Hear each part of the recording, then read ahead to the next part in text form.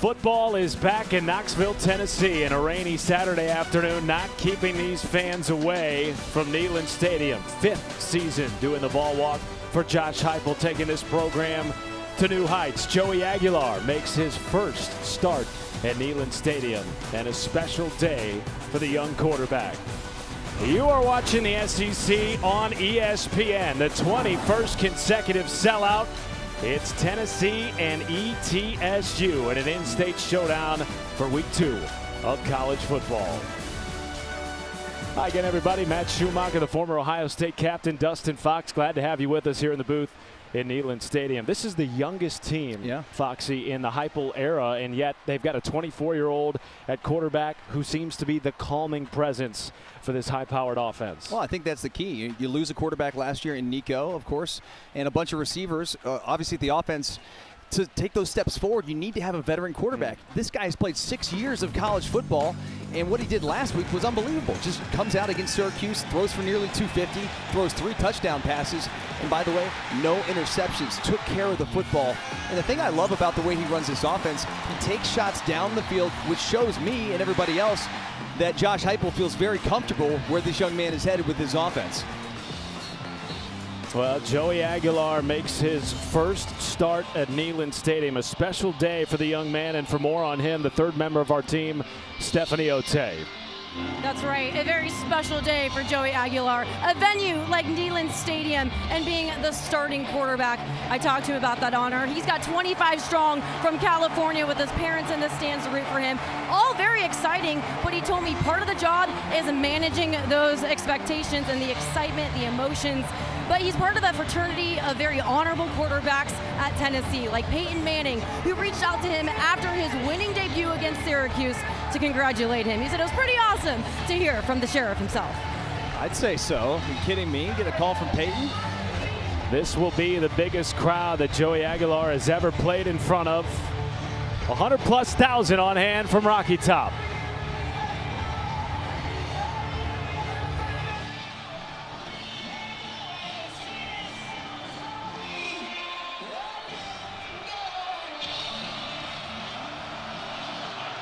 Here we go.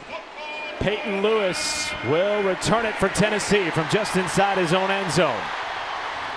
And he is taken down inside his own 20. And so Neyland Stadium will get to see Joey Aguilar start with the football for this Tennessee offense that was simply electric last week. And of course, his 3 touchdowns, no turnovers, a big part of that.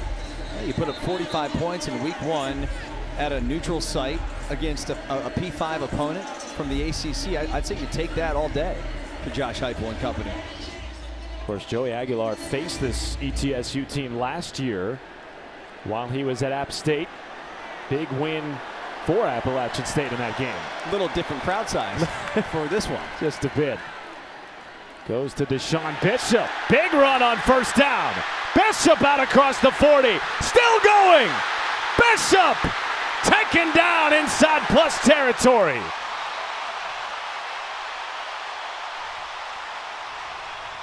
$52 yards on the opening play in Rocky Top. And no time for a replay, partner, because they're going to get to the line of scrimmage and run as fast as possible. We know this offense tries to get a playoff every 22 seconds. Aguilar's first pass is complete to Mike Matthews. Stiff arm out across the 20 and 2 chunk plays for the Vols. You can go back and take a look at this run play as, blocked well up front, but then just the physicality of Bishop down the field, the balance to stay inside. Aguilar, quick throw out to Braylon Staley. Has blockers. Staley, clear path to the end zone. But a flag is down behind the play. Yeah, they're going to get a hole on the outside on Ethan Davis, and that's not going to make the fans here too happy.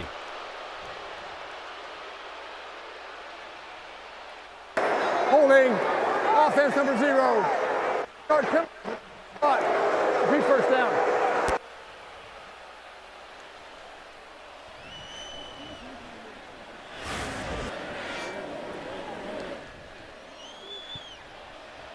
Davis on the outside, just trying to free up Staley.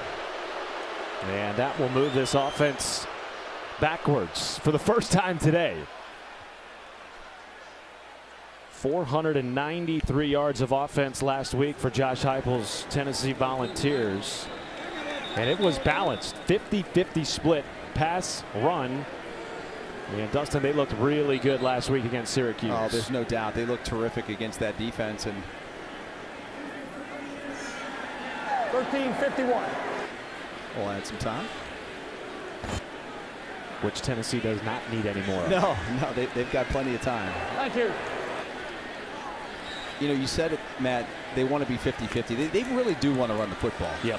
And it's crazy to think that a team that, you know, wants to go up tempo, as much as they do that, and they want to be explosive, they definitely do want to start with the ground attack. Here it is again. Bishop, this time corralled by a plethora of tacklers. Teddy Wilson from the will linebacker position in there first.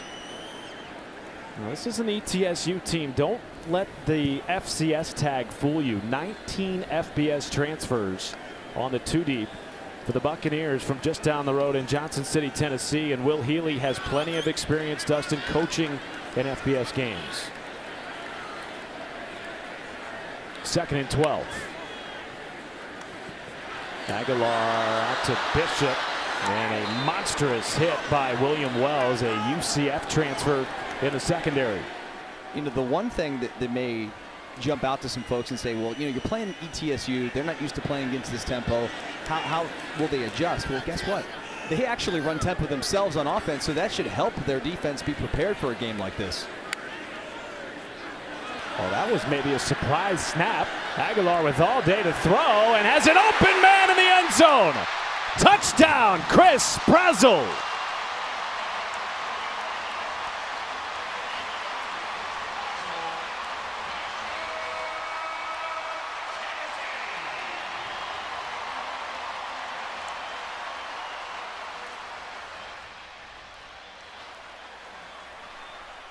Well, that's the way you want to start if you're Tennessee. You're playing an FCS opponent, it's the home opener. You go right down the field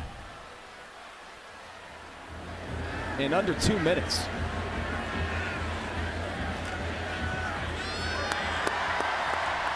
Max Gilbert makes it 7-zip. Dustin, that came on 3rd and 12. Something we saw Tennessee do a lot of last week against Syracuse. Yeah, no doubt. And I just don't know how Brazel got so open. And it seemed like a kind of a weird snap there, too. He just gets behind 2 defenders. You know, Joey Aguilar's looking down the middle of the field, and then all of a sudden Late just looks off to his right and says, oh, 17's wide open there in the checkers.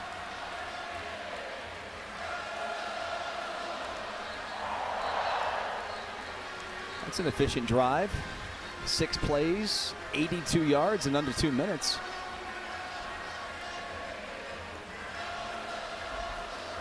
Now we'll find out if the Buccaneers can respond, Matt.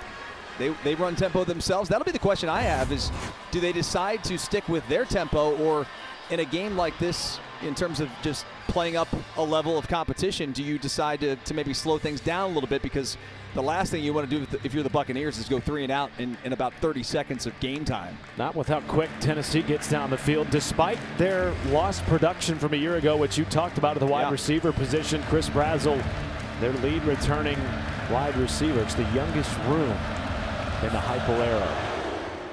And now we will see ETSU's tempo offense. How tempo will this team go after scoring 45 points last week against Murray State? And a familiar name manning the controls for ETSU, Cade McNamara. Yes, the young man who began his career at Michigan and was later at Iowa, transferring in, Dustin, this year for his final year of eligibility. Yeah, it's pretty crazy to think about. I mean, this guy is you know, someone who's played in some big-time college football games. Played at the University of Michigan. I know him very well, being a former Buckeye and watching those games, and did a nice job for the Wolverines. As Devontae Houston, the SoCon player of the week in the backfield. Fake it to Houston. And now looking for him on a wheel route, and he was not ready for that pass. Boy, he was wide open, and the ball just needs to be put a little bit behind and maybe take a little bit off if you're Cade McNamara, but Devontae Houston was open. He had main coverage down the field from Tennessee. That was Joshua Josephs unblocked, which is a problem for a projected top 50 pick in this year's NFL draft. Well, now here you go, 3rd and 10 immediately, and about 17 seconds of clock has run off.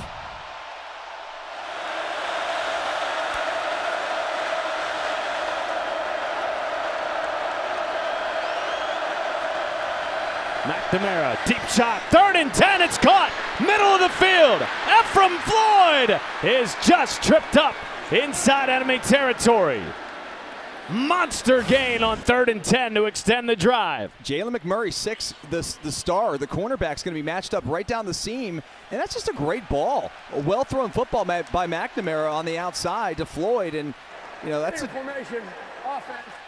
I'm ready to run. You might have a shoulder foot now. Spot.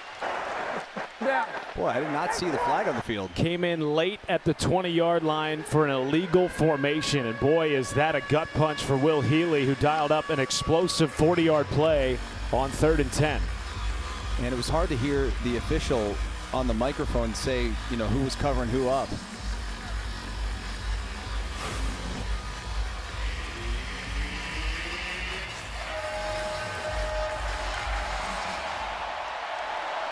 Yeah. 3rd and 15. On the draw, and Houston is taken down in the backfield. Bryson Eason at the point of attack, and Tennessee will force a punt for ETSU.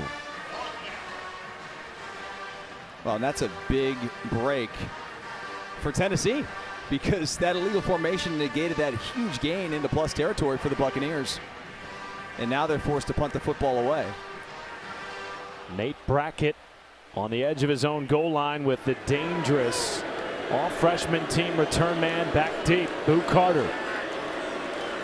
And a flag comes in. Carter with all day to track this football. And we'll see what the flag is down by the original line of scrimmage.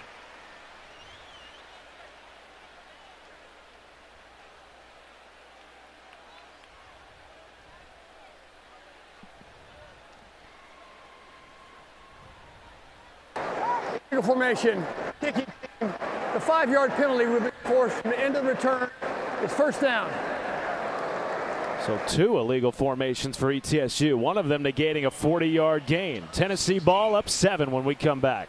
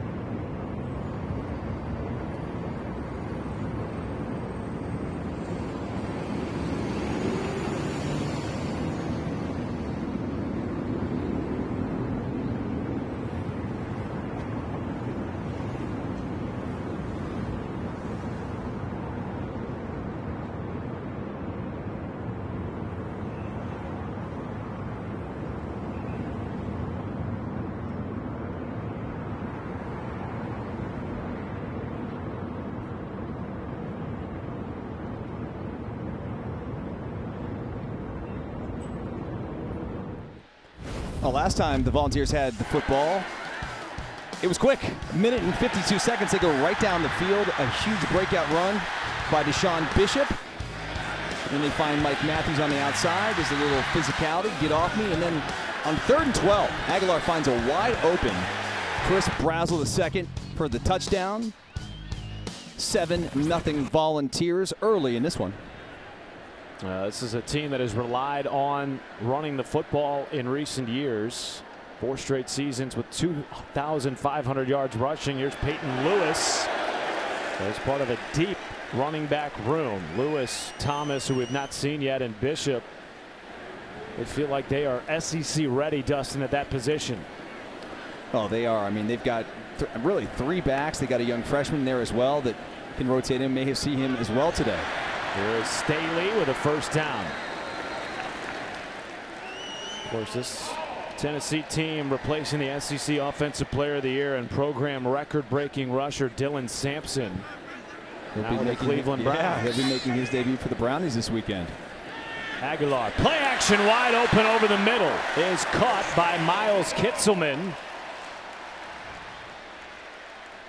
And another stick-moving drive here for Tennessee.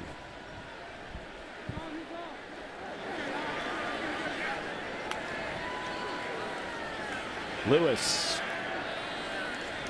Oh, Dustin, if you're ETSU, great field position for Tennessee on both starting drives, and they have not been stopped yet. No, they just keep moving the chains. It seemed like ETSU was going to get a stop on the last drive in the red zone. And then that 3rd and 12, just a busted coverage in the back end by the Buccaneers.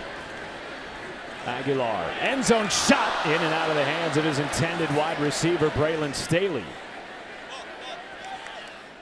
Boy, 3rd and 6. That football was there. You know, I think Staley may have been feeling a little heat coming from the safety across the middle.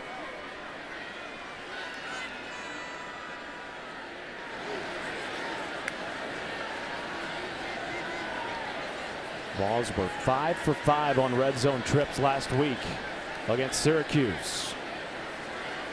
3rd and 6 here, and a big one for this ETU defense. Under 10 on the play clock.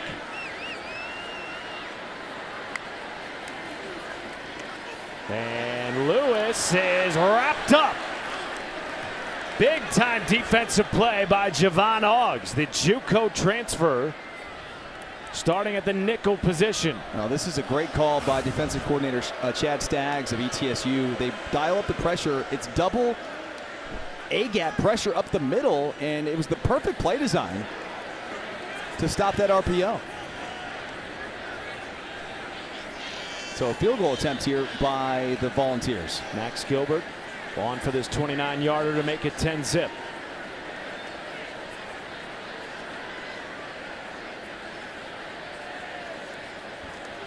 Hold is good. Gilbert puts it right down the middle. He's 2 for 2 on field goal attempts this season, and a 10-0 lead for Tennessee, but perhaps a win for the ETSU defense.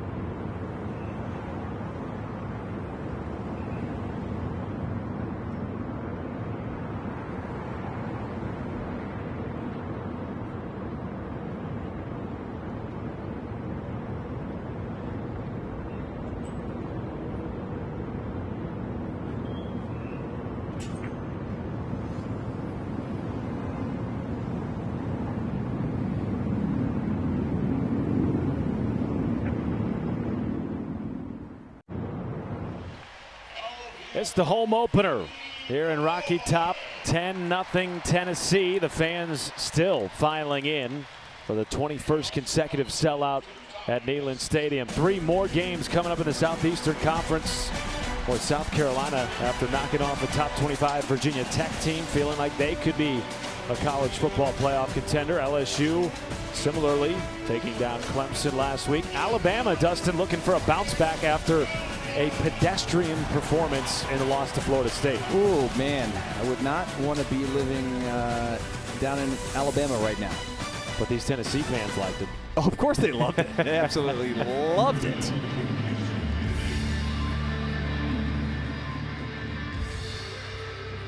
Josh Turbeville on to boot it away. Devontae Houston back inside his own 5-yard line, hoping for a return. And he will not. Cade McNamara coming out for his second series. And Dustin, you talked about it. A Power 4 starter at not one but 2 Big Ten schools, which included a Big Ten championship in 2021. Yeah, and he was really efficient for the Wolverines. You know, threw 21 touchdowns, just 7 interceptions in that season. And I mean, it's a guy that was a 2-time Nevada Gatorade Player of the Year in high school. You know, so it's a big-time recruit coming out of the state of Nevada. And of course goes on to play at Iowa. Didn't quite work out well there for him, and really for any quarterback lately at Iowa, frankly. Flag is down in the backfield. Houston was swarmed by a plethora of orange jerseys. We'll see what the call is here from Ken Williamson.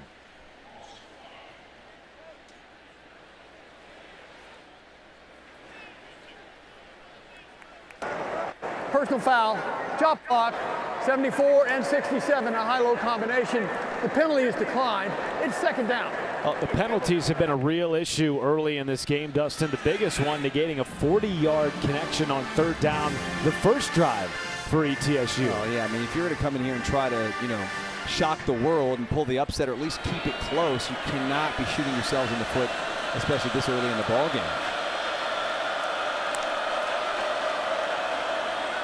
McNamara with time, checks it down to Houston, and a nice open field tackle by Arion Carter, the leading tackler from last year's top 10 Vols defense. Boy, Arion Carter, you know, that's a little thing right there. He makes it a nice open field tackle, but just to see his ability to plant the foot in the ground and come up and make that stop. Now they're going to just match him up on the outside. Like, this guy's just such an athlete.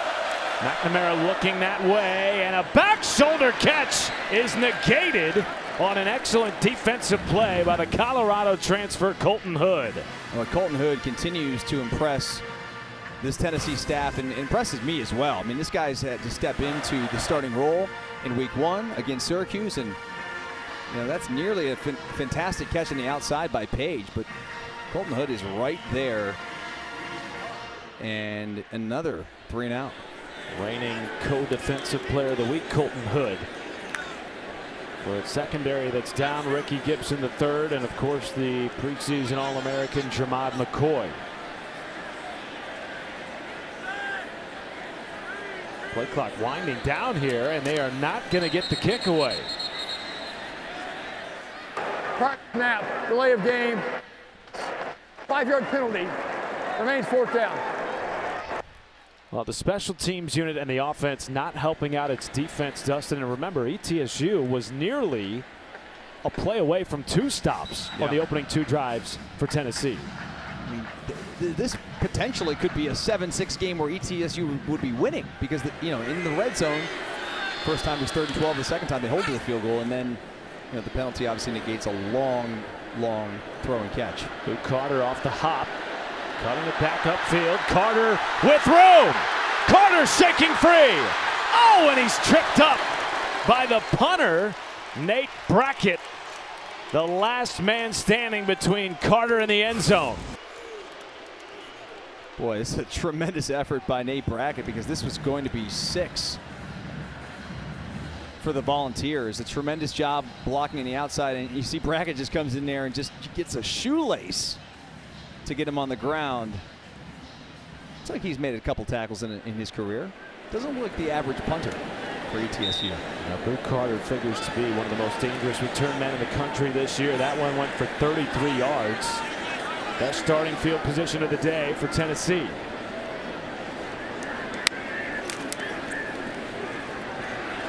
Aguilar, long throw to Brazel. And a pickup of 7 or 8 on first down.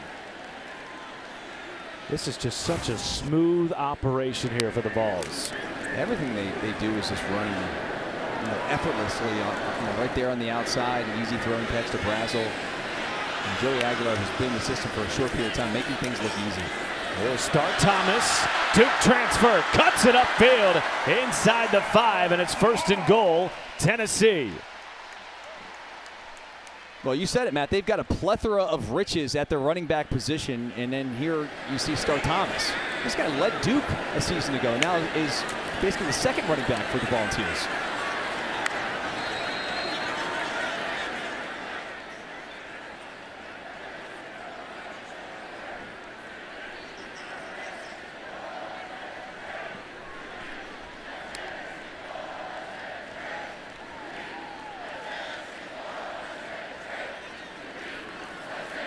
Second and goal for Joey Aguilar. Trying to make it a 3-score game. Back to Thomas, marching into the end zone for a touchdown.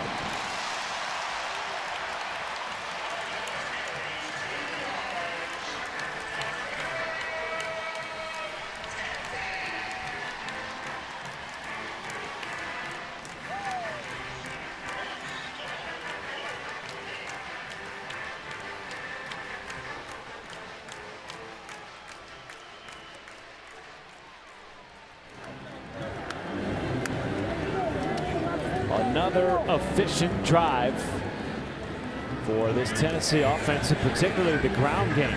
We've seen all 3 primary running backs get significant touches, and it's 17-zip Vols.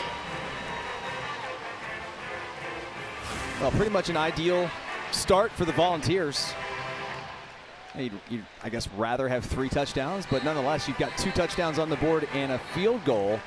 And we're just 8 minutes into the ball game. So Stephanie Ote on the sideline.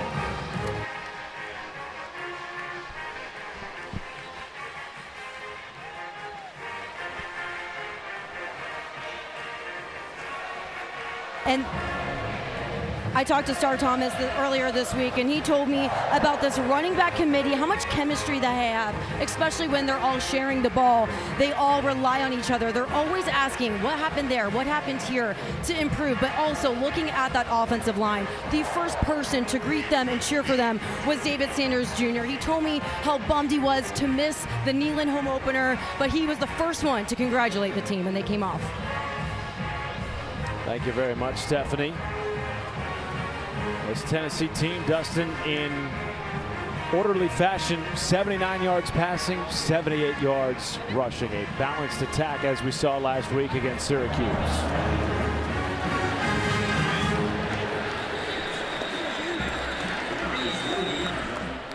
I didn't hear you say. So we saw Cade McNamara the first 2 drives for ETSU, and like we saw last week against Murray State, we figured the next 2 drives will be Jacoby Criswell, who was the starter last year for North Carolina after the injury to Max Johnson week 1. And with Mac Brown leaving UNC, Jacoby Criswell entered his name in the portal. Like Cade McNamara, had Power 4 interest, but felt at home in East Tennessee. And another pre-snap penalty on the ETSU offense. False start. Offense number 74. 5-yard penalty. It remains first down.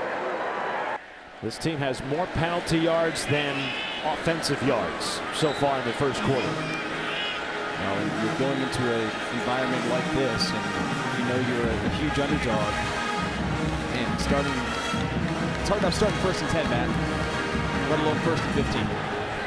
They have been behind the chains early and often so far in this game, trailing by 17. To Eichelberger. And the Division II transfer stacked up for no gain.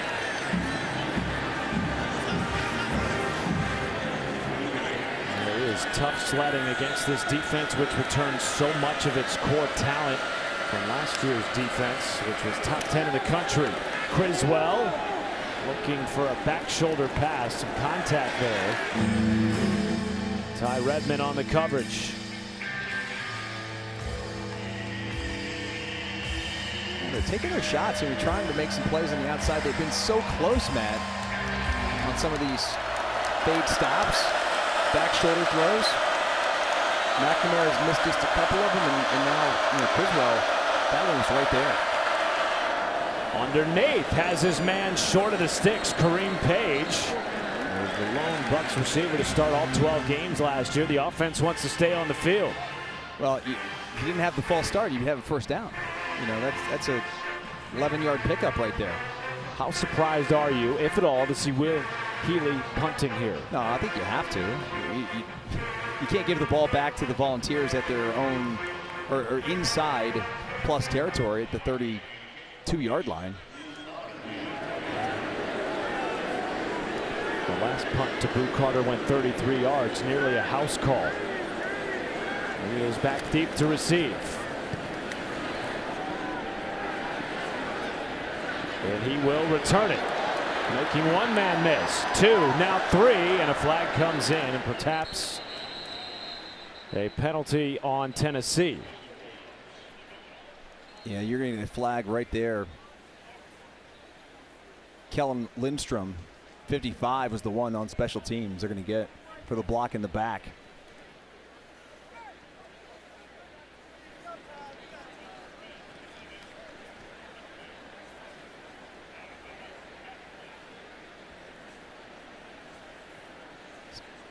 Excuse me, Brendan Ains, 55. Double 55s on this team. Well, there's 2 flags down. That's perhaps what this conversation is about. Holding during return, number 12, the receiving team, that penalty will be declined. Also during return, holding, return team number 55. That penalty will be enforced 10 yards from the spot of the foul. First down. Tennessee up 17-zip. You're watching the SEC Correction, on the foul was for a block in ESPN. the back.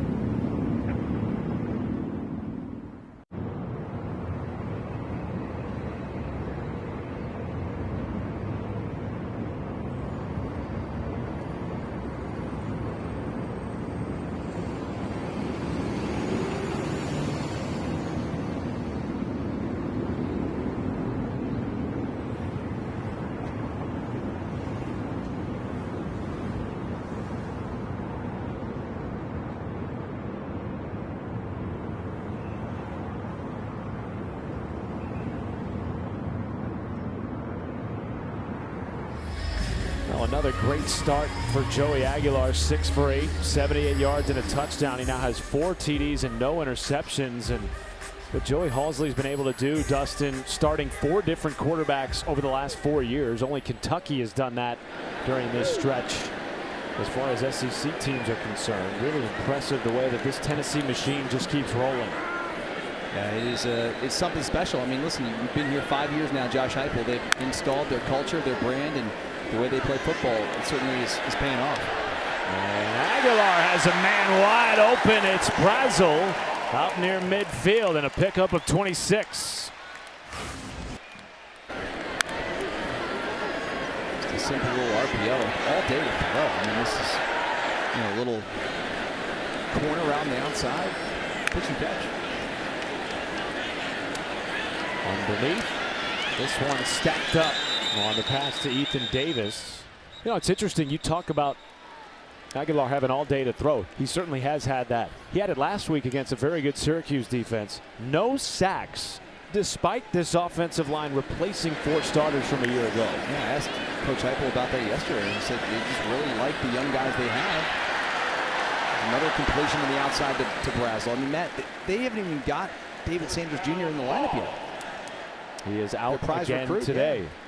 That right tackle. So not only replacing 4 starters, but mixing guys around due to injury. Yeah, Wendell Moe is moving to right guard for this game. Aguilar had a wide open Deshaun Bishop on the near sideline. Brings up 2nd and 10.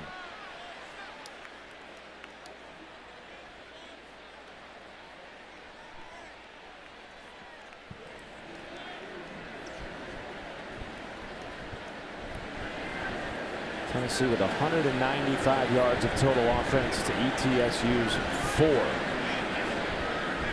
They're by 17 with 4.5 left in the first quarter. Pressure. Aguilar picks it up and dumps it down to Kitzelman. So David Sanders, the 5-star right tackle, missing back-to-back weeks. Moving Jesse Perry from right guard over to right tackle and mixing in Wendell Moe, as you talked about. He's in and out of the hands of Kitzelman. Brings up 3rd and 5. And there's a look at David Sanders Jr. on the sidelines. Imagine how big he's going to be with pads on.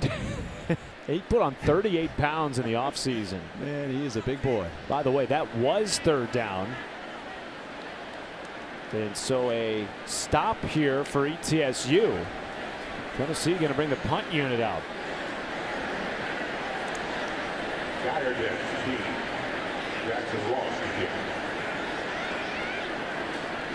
Jackson Ross on to punt it away. Xavier Gaioditz lets it get down inside the 5. Stephanie Ote. Yeah, I talked to Jacoby Criswell and Cade McNamara earlier this week, and they admitted to me and they laughed about it. They said it was pretty awkward when they both arrived at NTSU, both having veteran experience from the Power 4, but it was all because of Coach Healy taking in that extra transparency, having the personability with him that helped build this no ego mentality for the team. There's no poison for them. Well, it's very unique, Stephanie, to have 2 former Power 4 starters transferred down to the FCS for their final season of collegiate football, no less to be in a competition.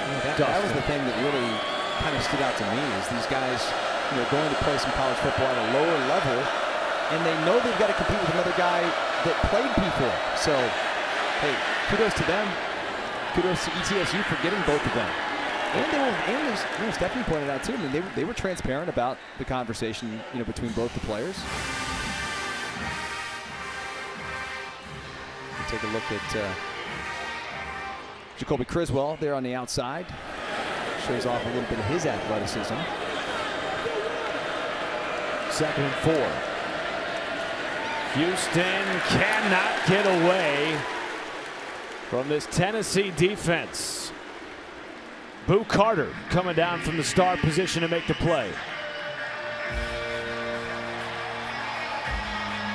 And another third down, backed up inside their own territory for ETSU. Yeah, but this time they only need about 4 yards. It's a lot different than the last couple times they've had the football down here. It would be huge for their defense, man. ETSU's defense if they can get a first down because they need a rest. They've been on the field the whole day. Criswell under pressure is taken down. It is not a safety. Joshua Josephs with a sack on the edge of the goal line. Yeah, he was in the grass before he got into the end zone. That's why this is not going to be a safety. Right around the right around the 1 yard line, inside the 1 yard line. So nearly 2 points for the Volunteers, but it still may end up being 2 points. They got a punt from the back of the end zone here. You know, typically, as a punter, you want about 12 yards, and now you're about like 9.5. Nate Brackett with his heels on the edge of the end zone. And a pre-snap whistle. Delay of game, offense, half the distance to goal. It remains 4th down. Now about 9.25 yards to That play. is the 5th penalty on ETSU in the first quarter. And their coaching staff irate with some of these pre-snap penalties. Already the 4th punt of the game for Will Healy's Buccaneers.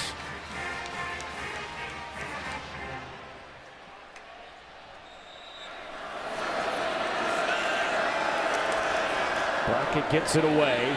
B. Carter has all day to field this. At the ETSU 45. Carter cutting it back. Carter with a lane. Tripped up. Stays on his feet. Carter inside the 5. And is out of bounds as he leapt to the end zone. Boy, he sure made it look sweet at the end, even though he jumped from the out of bounds line. Heck of an effort by that young man, Boo Carter. He lets his blocks just really set up the return. And then, you know, ETSU just looks like they're waiting for somebody else to make the tackle. It's like, goodness, get up there and wrap this young man up. A little high step and then a little Superman to the end zone. Boy, is he fun to watch. Former Tennessee 6A Mr. Football in 2023. Pylon cam there. Maybe we'll access that again. We got some toys here on the SEC Network. Peyton Lewis in at running back. Gets the carry. Lewis is stacked up. Teddy Wilson was in there, as was Ty Anderson.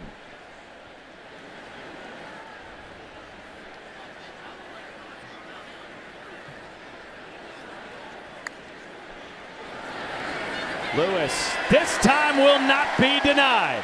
Touchdown. No, hang on a second here. They're going to say that his knee was down before he reached across the goal line. Well, I'd like another look at that, but it doesn't look like Tennessee's going to give him time to look at it. I think they're just delaying the inevitable here, Matt. On 3rd and less than a yard to get to the goal line here. It's just wild. I mean, they're right back exactly where ETSU punted the football from.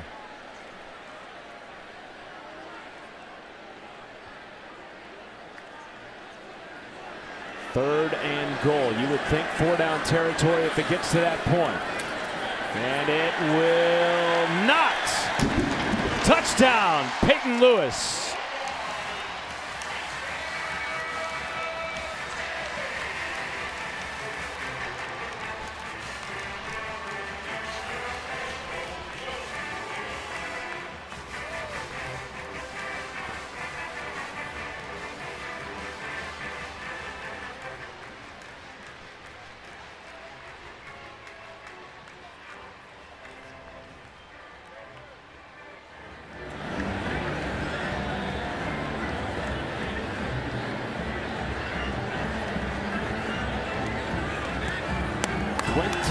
Nothing Tennessee. And credit to their defense, too, Dustin, for giving Tennessee's offense such great starting field position on all 4 of their scoring drives. Well, and also credit to the special teams, Matt, because Boo Carter and company on that punt return unit have done a tremendous job setting up their offense as well. You can take a look at the points here in this first quarter as opposed to last week. Not much difference. And you were playing a team from the ACC a week ago. And this week a team from the SoCon, or the FCS. Under Josh Heupel, now we're into year 5. Tennessee has doubled up its opponents in terms of first quarter scoring. It's got to be some sort of like a shell shock, especially early in the year, Matt, when you're a defense. You know, you're coming into a season, you've been going through training camp. You know, that's great and all, but to actually simulate being into a game and going up against an offense that's going to play such high-paced, I think it's a challenge for defensive coordinators to adjust, and certainly a challenge for the players to adjust to just the physicality of it, and you know, getting your wind and your heart rate, all those things that factor in.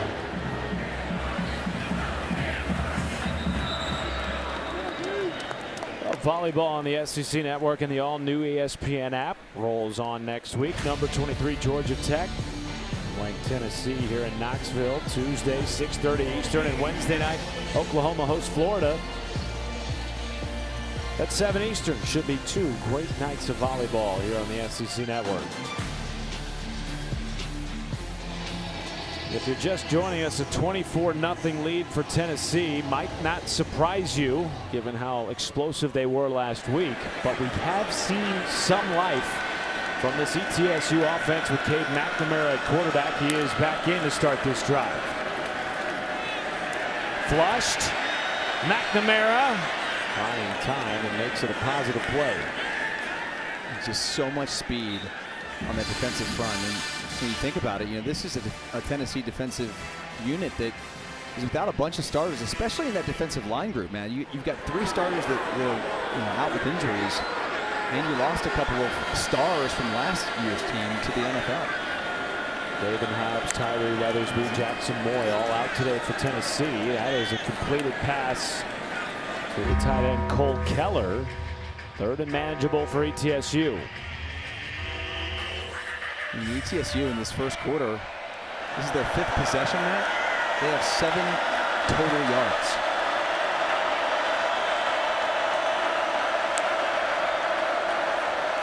McNamara has Kareem Page for a first down. No, they're going to say incomplete pass.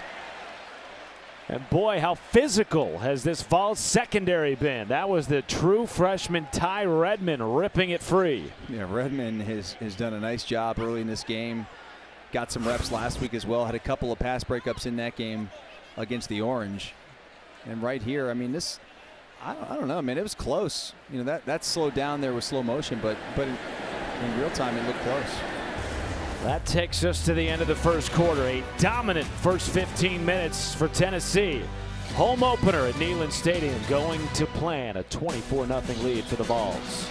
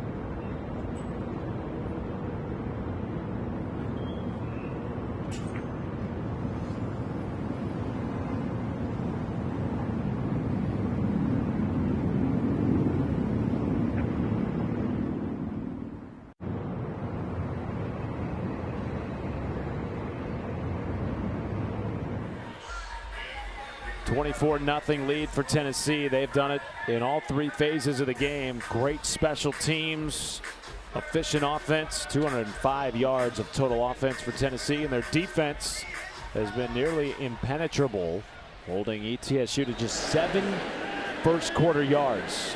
5th punt of the game for ETSU. And it is the freshman DeJuan Morris receiving it inside his own 35.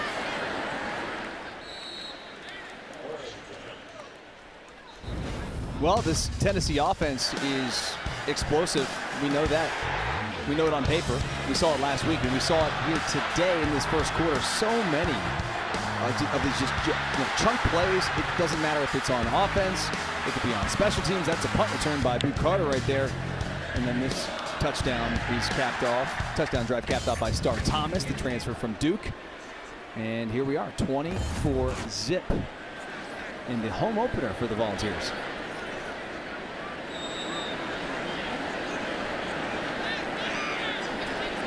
Star Thomas back into the game at tailback. Fake it to him and dump it down to Mike Matthews with room to run. Well, they're glad he came back, Dustin. Flirted with the transfer portal and returned this year. Yeah, really wasn't sure after last season what he was going to do. And gosh, he certainly should be happy he's back. He's going to play a huge role for this offense this year. Gang tackling effort led by Trevor Moffitt at the Sam linebacker position. Loss of maybe half a yard on that play.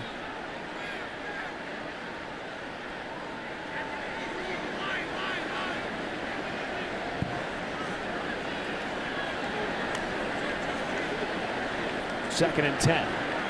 Aguilar hits Matthews again for another first down. Ironically, it was Nico Iamaleava who played a part in Matthews returning this year. Of course, Iamaleava went to UCLA, which allowed Aguilar to come to Tennessee.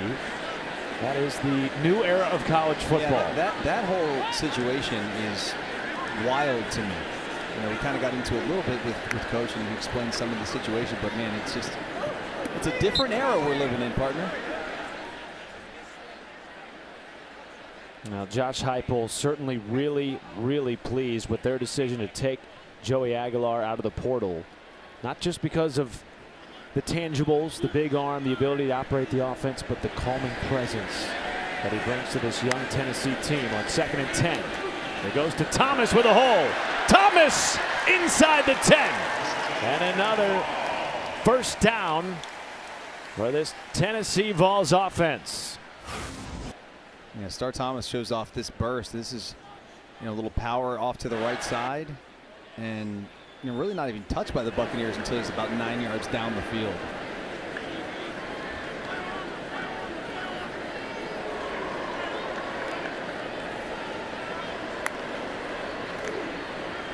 Aguilar, end zone. And in and out of the hands of his intended receiver, Braylon Staley, who wanted the flag. Jason DeClona, the Liberty transfer, making the coverage at free safety. It's the second nice play that DeClona's made in this early portion of the ball game. You said it, Matt, the transfer from Liberty and a little time at UCF as well. I think they may have got a little bit of a hook with the right arm, but they didn't call it. Second down carry. Thomas sifting inside the 5 and was pushed back. They do give him forward progress. And it brings up 3rd and goal.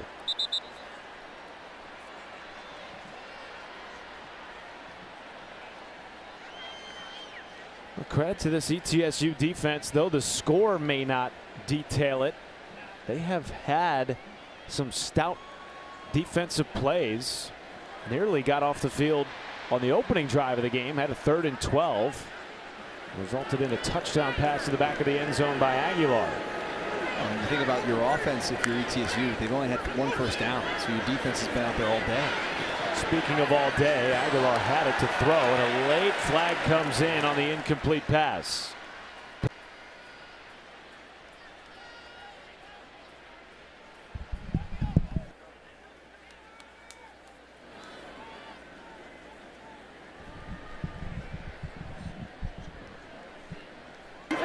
holding. Defense number 45. Half the distance to goal. Automatic first down. And just when you think you have a chance to get off the field, ETSU's penalty extends the drive and a fresh set of downs. They've just been killing themselves with the penalties early in the ball game.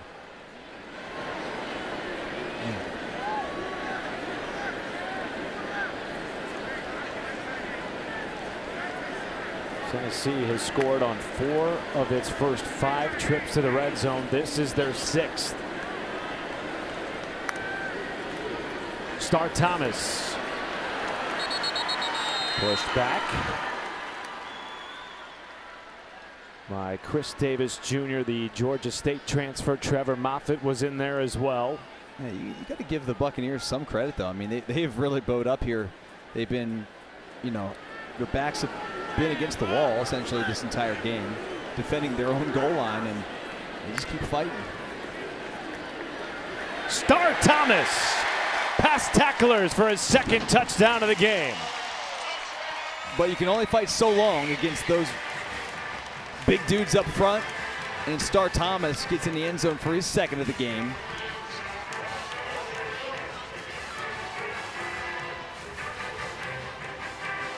Boy, at this point, I mean, you got to think Tennessee can just sort of write their score.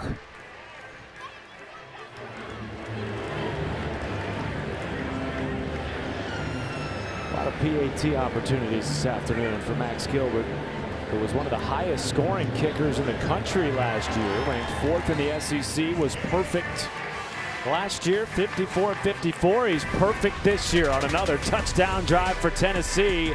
Star Thomas shining bright in his Neyland Stadium debut.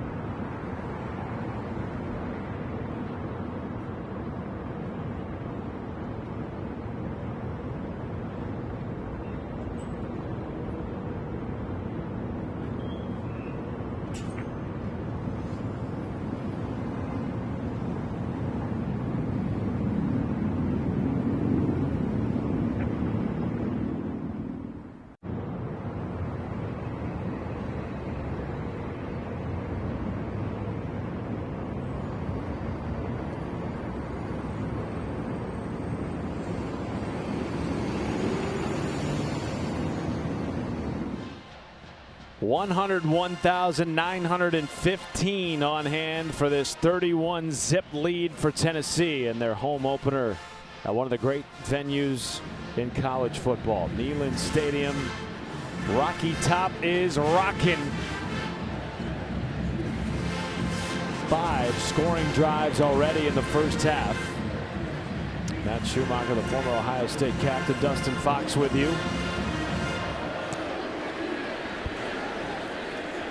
East Tennessee State still looking for its first down. Maybe they can draw on some of the magic we saw from ETSU and Knoxville on the baseball diamond earlier on this year. Taking #1 Tennessee to 10 innings, winning on a walk-off home run by Grant Gallagher. Rather, a late inning home run by Grant Gallagher. First win over a #1 team in program history for ETSU baseball. They did it here, snapping Tennessee's 22-game win streak. I remember watching that game back in March. I have no clue why I had it on, but I did. It was an awesome game. Went to extras, and big win for the Bucks. You're a big baseball guy. That's what they say about me. That's a completed catch and a first down grab by Ephraim Floyd. And Matt, I want to correct myself because I said earlier they had a first down. They did not. It was negated by penalty. That is their first down. As here we go on their 6th possession. Finally having first down.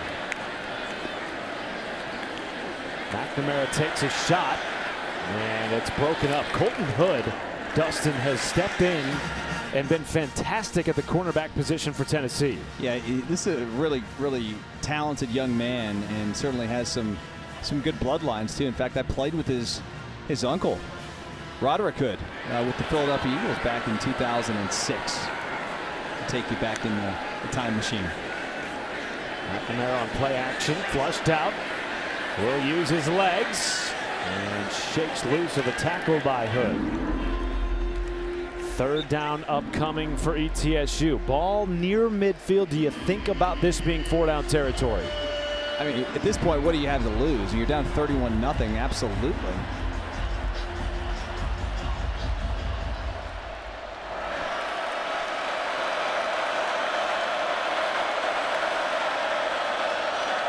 Pressure comes. McNamara zips it out. It's caught, but short of the sticks. And Will Healy is going to leave his offense on the field for this 4th down. I was going to say, if he's not going to leave the offense out there, they have to probably call timeout and take a delay or something, because the offense was out there for a long time. But here you go, 4th and 3. Can they keep the drive alive? Shuffle inside, and it is not enough for a first down. Edwin Spillman makes the stop for Tennessee. Boy, it's just such a tough call on the 4th and 3, because you're just relying upon, the defensive linemen that are so stout to not be disciplined, and you just run the shovel pass. Man, it takes time to develop. I don't know. It's a tough call on 4th and 3. Against a Tennessee defense that swarmed last week. 10 pass breakups, 2 turnovers, handful of sacks. That has continued into week 2. And again, the Vols offense will start a drive in plus territory with Deshaun Bishop and a tailback. Fake it to Bishop. And Aguilar has a first down grab to Braylon Staley. Perhaps not going to move the chains. 2nd and short.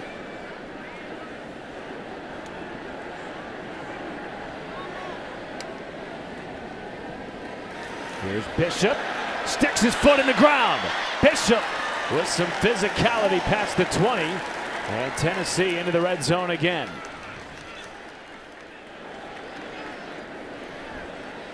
Gain of 18 for the former walk-on put on scholarship this year.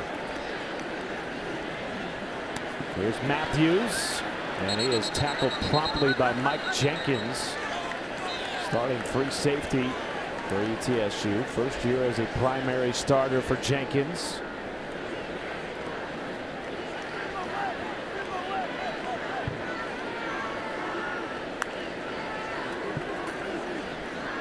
Zipped out to Matthews, and he is met immediately by Jimmy Bowdry. It's a nice tackle there by Bowdry on the outside. And they again have Tennessee in 3rd and long in the red zone. Let's find out if Tennessee can continue to keep their streak alive of whether it be converting a 3rd and long in the red zone, or do they get bailed out with a penalty. Tennessee scored a touchdown in the red zone on 3rd and 12 on their opening drive of the game. 3rd and 11 here.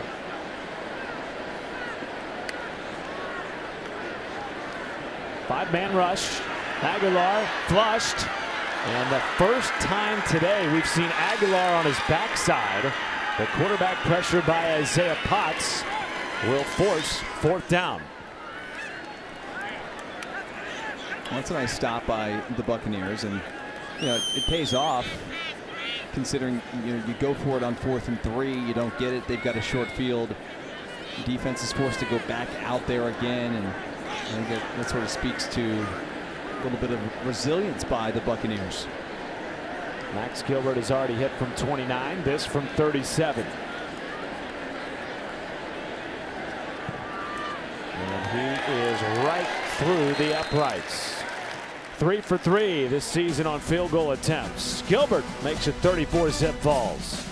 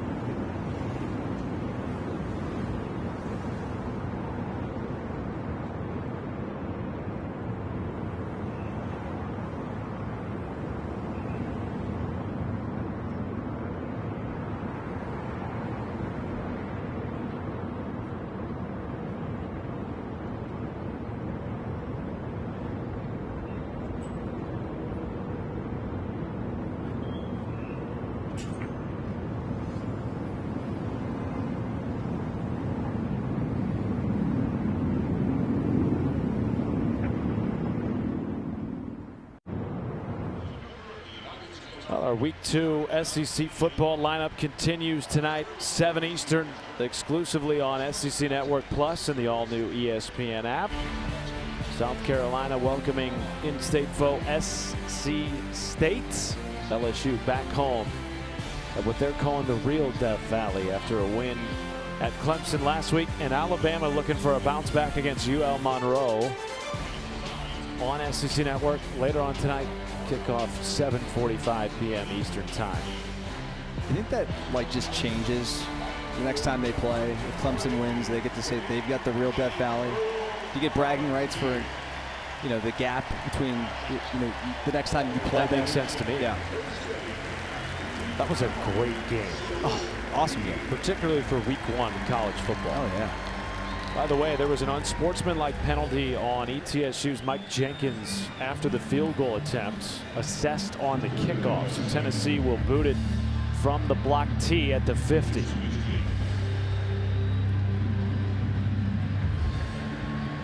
And Josh Turbeville does not need a full run up for this one. Puts it on the ground, forcing a return out of ETSU.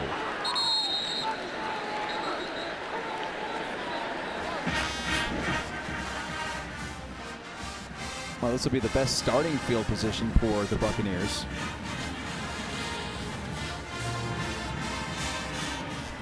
Can they do something with it? Remember, on their opening drive of the game, we saw a 40-yard completion from Cade McNamara to Ephraim Floyd, but it was negated, Dustin, by a pre-snap penalty, which has been the bugaboo for ETSU in this game. 7 first-half penalties for the Bucks. Well, when you have a half where you've got more penalties than first downs, that's problematic. Jacoby Criswell back in the game at QB. Phenomenal gain on first down.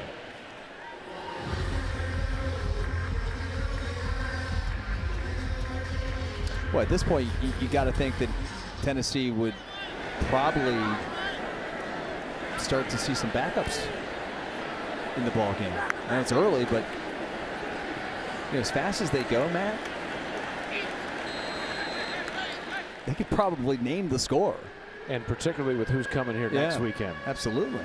Monster.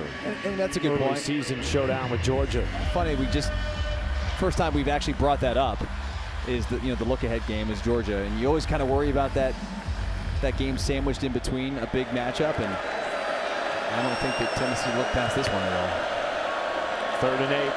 Criswell with time completes it to Kareem Page near the sticks, but short. Will Healy went for it on 4th down the last drive out, and he's going to keep his offense on the field again here.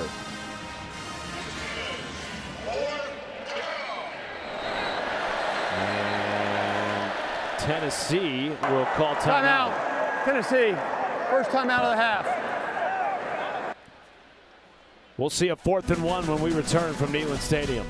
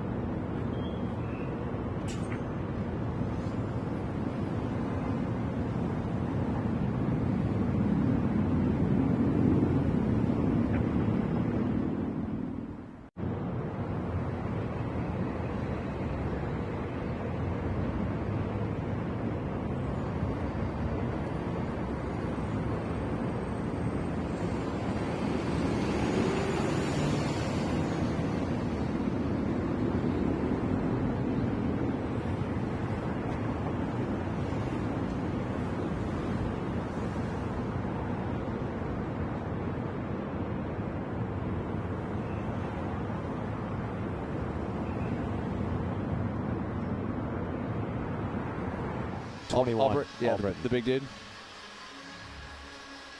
19th and concludes with the national championship January 19th on ESPN. Is Tennessee a playoff team for back-to-back seasons? Made the college football playoff last year for the first time in program history. ESPN Analytics likes them as an early favorite to make it again. Their defense on the field here for a all-important 4th and 1 for ETSU. Jason Albritton in at the Wildcat position. Play clock down to 5. And there's going to be some pre-snap movement here. I believe a false start on ETSU. I might be on Tennessee. I'm not so sure. Dead ball, offside. You're right. Defense, eye contact number 90. 5-yard penalty will result in a first down. ETSU got what they wanted there, Dustin.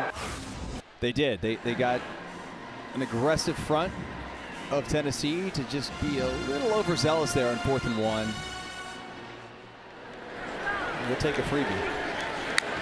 Not much has been free for ETSU in this ball game. There's that from Floyd on the reverse. Picks up maybe 2.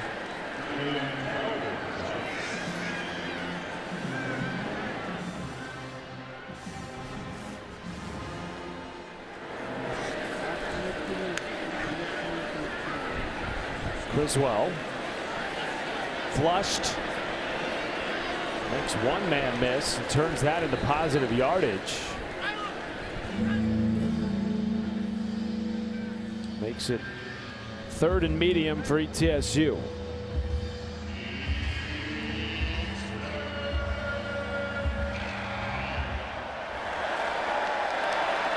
Needs 6 to move the chains.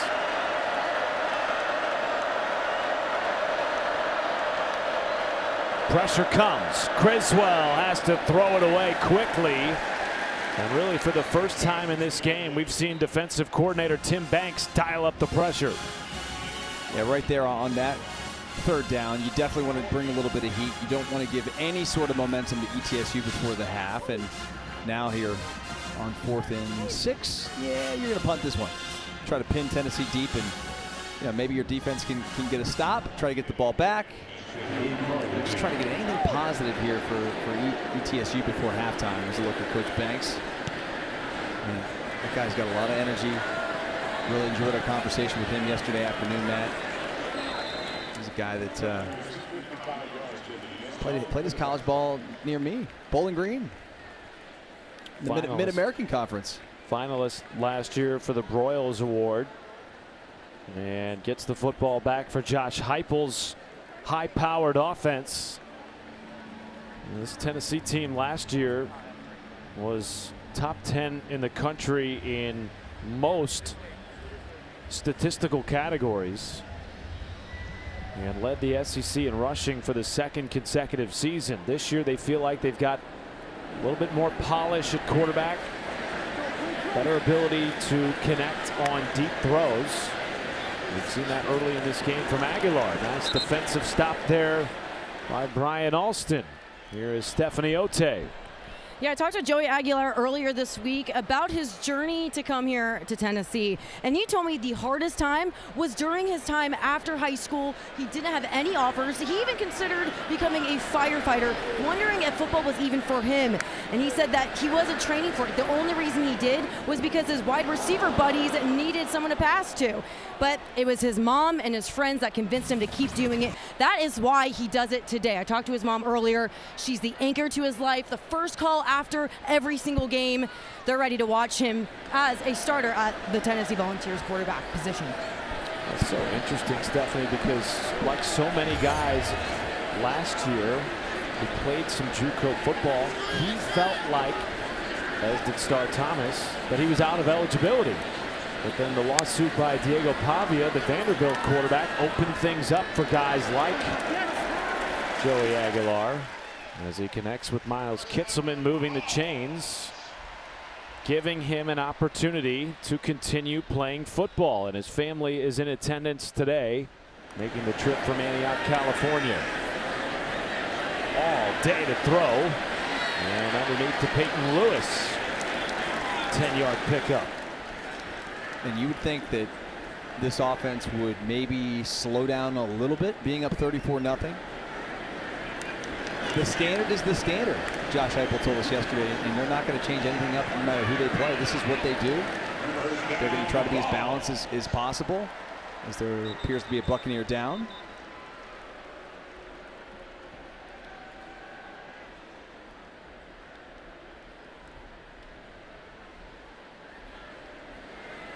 Well, you talk about it, Dustin, the fact that one would think perhaps the offense would slow down, returning just 3 starters. You lose your top running back, the SEC Offensive Player of the Year. You lose your quarterback.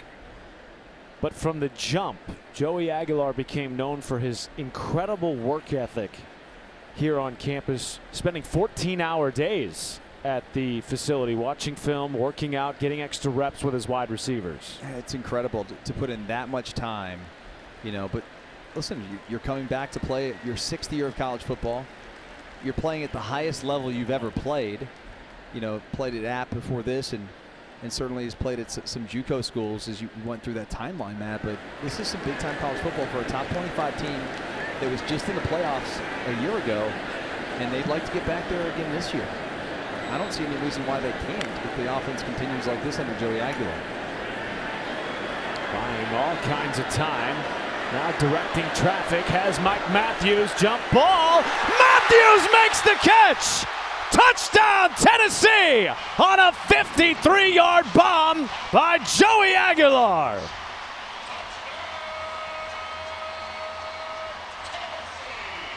Tell you what, Mike Matthews is going to make Joey Aguilar look like a superstar this season, because right here, this football was thrown. I'm not sure if it was thrown to Travis Smith Jr. or if it was for Mike Matthews, because both guys were in the vicinity. But Mike Matthews' ability to go track this football, Matt, is as good as I've seen. I mean, this is unbelievable. The ball's hung up in the air forever and just goes and tracks that thing and makes it look easy at the end as he walks into the end zone. Youngest wide receiver core that Heupel's ever had. Questions, Dustin Fox, about their talent and depth. They're answering those through week 1 and week 2. Youngest wide receiving core and oldest quarterback that Heupel's had since he's been here. Maybe that's the connection, right? Bring the young guys along, and look at this. Goes up, just takes that thing away and walks into the end zone and does a little Rob Gronkowski there. Gronk spike. Yeah. That's a worthy play of that one. Absolutely. I mean, he knows he's probably going to take a shot, so he's just throwing it up. It's almost like a Hail Mary, frankly, the way that football, came out of the hand of Joey Aguilar. You know, it's so interesting, Dustin. We met with offensive coordinator Joey Halsley yesterday. Yeah. We asked him, we know you've seen Joey fall camp, summer ball. Was there anything that surprised you about him week 1 against Syracuse? He said yes. His creativity in the pocket to extend plays. How about that one?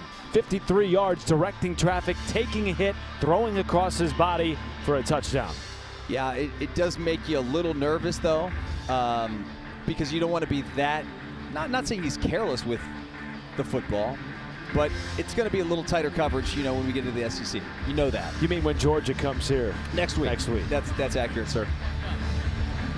Tennessee has scored on 7 of its 8 possessions in this game. Aguilar now has 5 passing touchdowns this season, no interceptions. Speaking of Georgia, let's take it back to 2016. A similar play for Joshua Dobbs. Hail Mary with 4 seconds left in the game. Looked like Georgia was going to win. Vols get it done on the road. Shocking number 25 Georgia. And in fact, Dustin, that was the last time Tennessee has beat the Georgia Bulldogs. Yeah, that was a tremendous game. I remember exactly where I was watching that ball game, and I was like in just awe. I was stunned when Josh Dobbs was able to make that throw.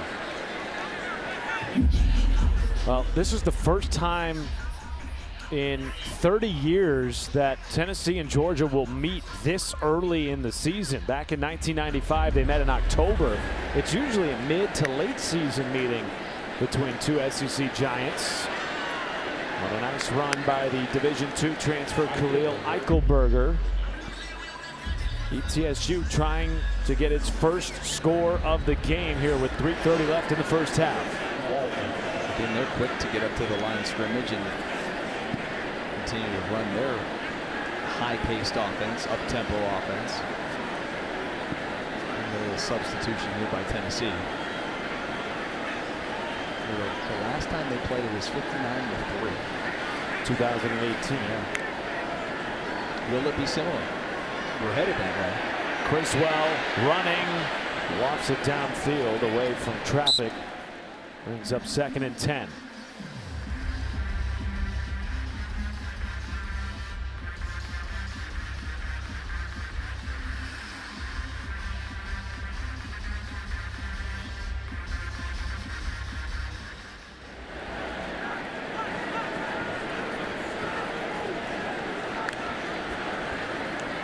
Eichelberger, who helped Grand Valley State make the 2nd round of the Division II playoffs last year as their leading rusher. Makes it 3rd and 6.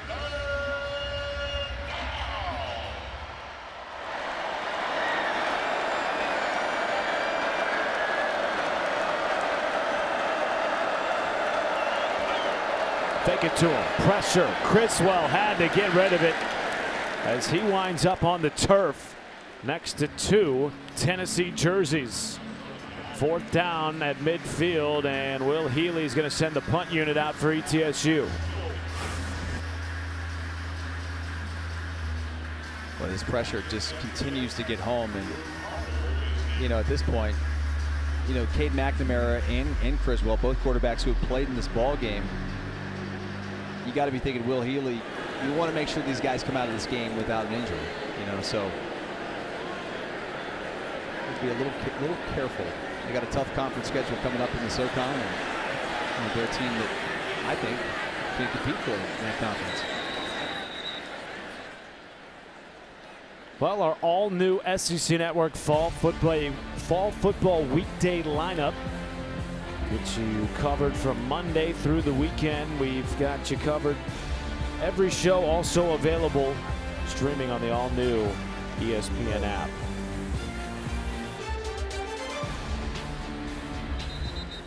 Your thoughts early on that Tennessee-Georgia matchup, which will be right here next weekend? Well, I mean, I saw a little bit of the Marshall game that Georgia played, you know, a week ago. You and I were able to catch some of that after our broadcast down in Tulane. They look every bit as advertised. We know they're going to be really good on defense. That's what Kirby's MO is. You know, how's Stockton going to be a quarterback?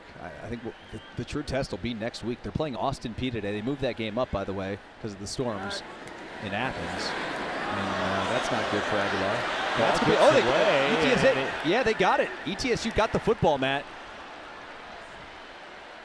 A rare mistake for Tennessee's offense in this first half. Gives it back to ETSU with 1 second left before the 2-minute timeout. Boy, that was just an errant snap. An errant snap that's going to be recovered by Barrett. 18 for the Buccaneers. And yeah, 1st and goal at the 5 for the Bucs. Interesting that Tennessee even snapped that before the 2-minute timeout. And because of it, ETSU now with their best starting field position of the day. 1st and goal from the 5-yard line, and Cade McNamara back into the game at quarterback.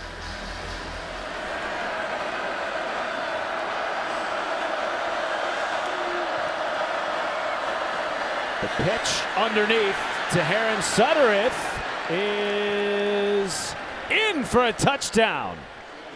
ETSU capitalizing on the fumble, and they score on the ensuing play.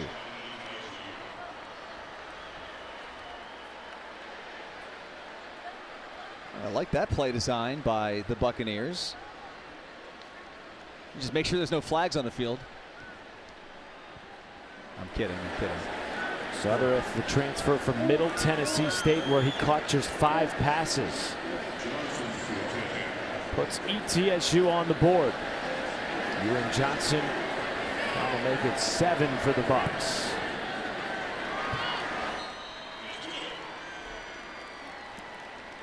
Well, a miscue by the Volunteers. 2-minute timeout. A rare miscue by the Volunteers leads to an easy end-around touchdown run for the Buccaneers. 41-7 from Neyland.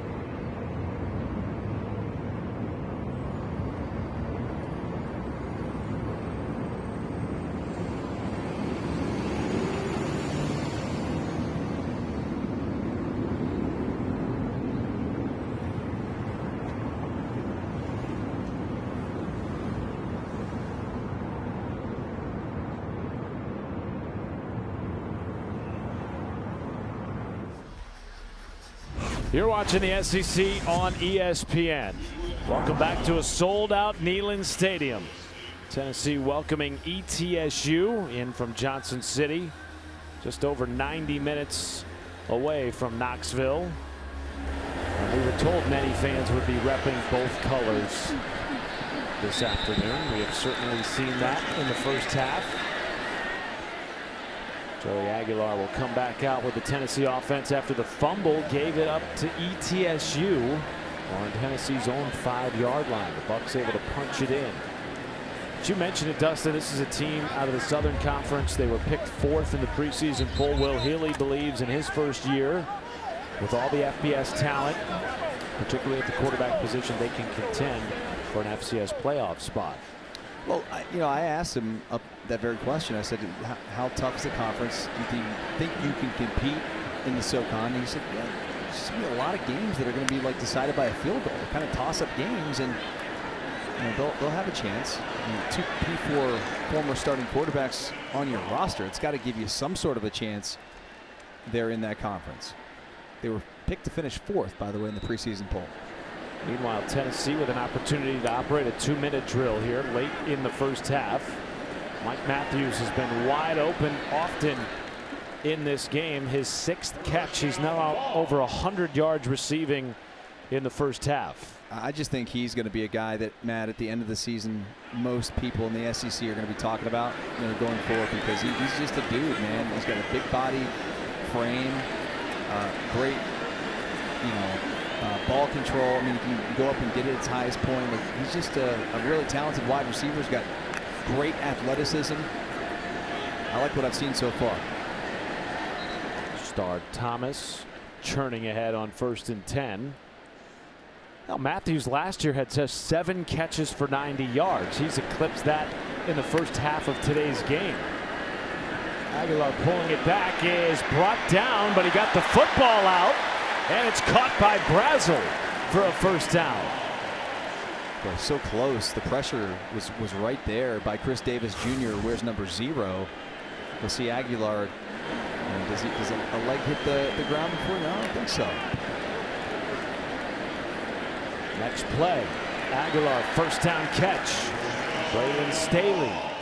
These young wide receivers for Tennessee have been able to find creases in the ETSU defense. It's made it very easy for Joey Aguilar to dice it up.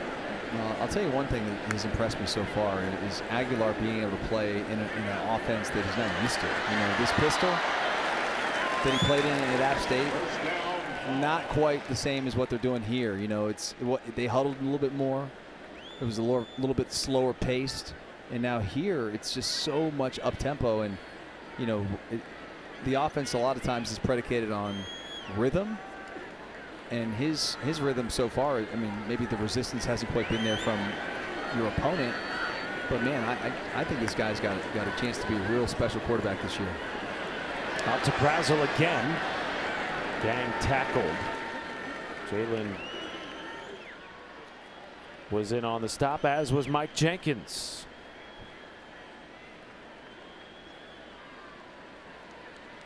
Well, they have more than enough time now. I mean, 42 seconds and counting before halftime. 2nd and 6. I'd be wanting to maybe try and score with 2 seconds in the clock. It goes to Thomas. Already has 2 touchdowns in this game. Churning ahead, in for a 3rd score. Star Thomas, unstoppable in the first half at Neyland Stadium.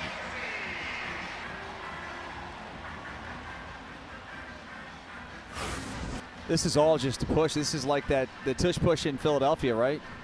But instead you got a running back, and then you got 5 offensive linemen behind him. Is that a hat trick, Matt? Indeed it is. He now has 4 rushing touchdowns in the first 2 games of his Tennessee career. They are going to review this play. Our replay official Kevin Holmes being called upon for the first time in this half. What do they think they're looking at here? Is it really necessary? Maybe that's why Josh Heupel's having a extended conversation with our side judge, Jordan Guest.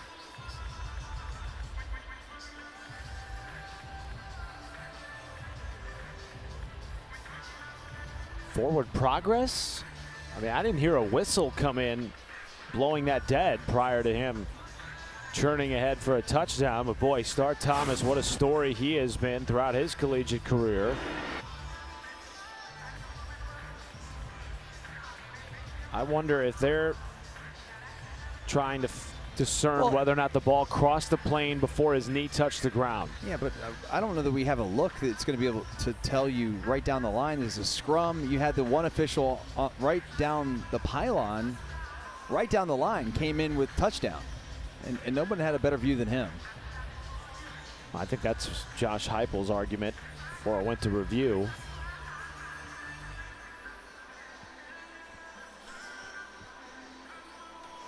Let's start Thomas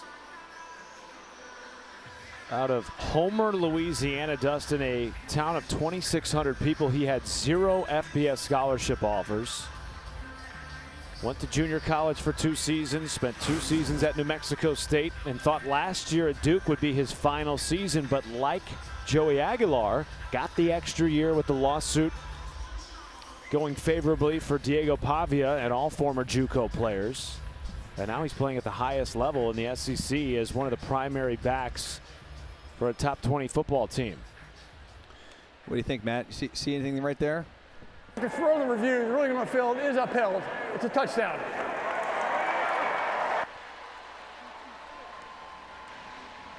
So after all that, it is a hat trick for Star Thomas.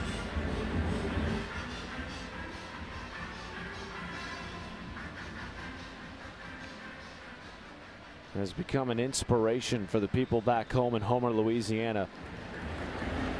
Said by multiple former coaches of his that he never let being from a small town shrink his big dreams. And now playing on the biggest stage in front of a sold-out Neyland Stadium makes it 48-7 Vols.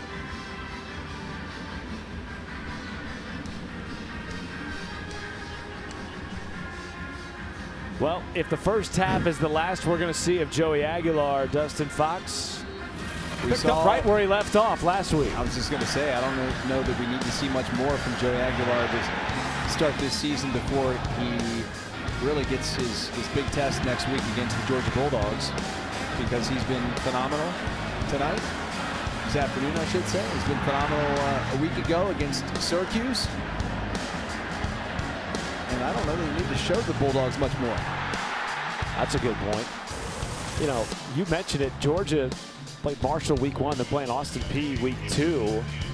How much can you really learn from that tape if you're Tennessee? Conversely, though, you know, you're taking on a Syracuse Power 4 team last week. The game got tight, by the way, at one point. Tennessee was up 21. Syracuse got it to 7. So maybe more on film for Georgia going into that week 3 matchup. Volunteers fans hoping to snap an 8-game losing streak in that series.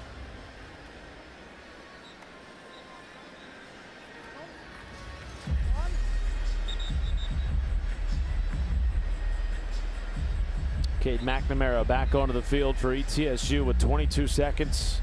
All 3 timeouts. Does Will Healy try anything here for the Buccaneers?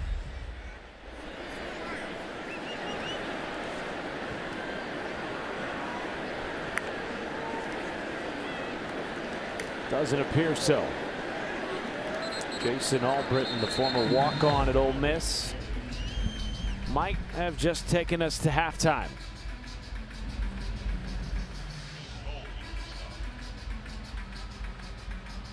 And indeed, we will go to the half at Neyland Stadium, a 48-7 lead for the Tennessee Volunteers. 427 yards of total offense in the first half. They had 493 in the whole game last week against Syracuse.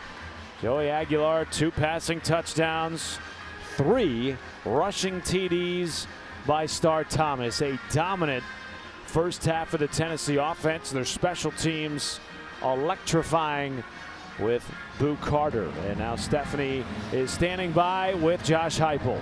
Coach, stellar performance on offense, 427 yards total through the first half. What did you see that you liked the most here? Man, I'm going to be honest. I thought we were really sloppy at times. There's a lot that we need to clean up. We need to play better. It's in some of our targets, our perimeter screen game, execution in the pass game. There's a lot to improve upon. A third touchdown for your running back, Star Thomas, almost called back. What were the conversations back there? Yeah, ultimately got in the end zone. He's played, well, running downhill. Again, second half, we'll define who we're and what we're about. We need to come out and execute and play better than we did. Thank you so much. Best of luck.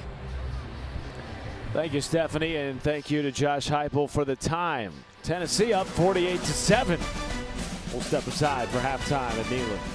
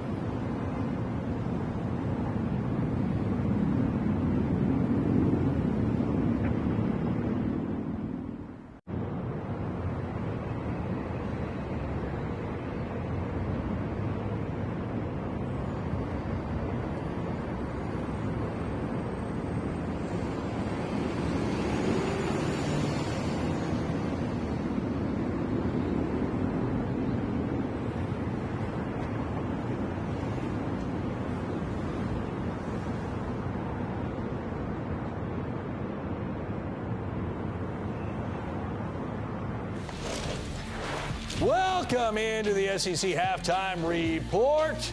Dory, Doring, and Watson, of course, multitude of games still to be played in prime time a little bit later tonight, but I don't think there's any bigger than the one that you see right in the middle on ABC.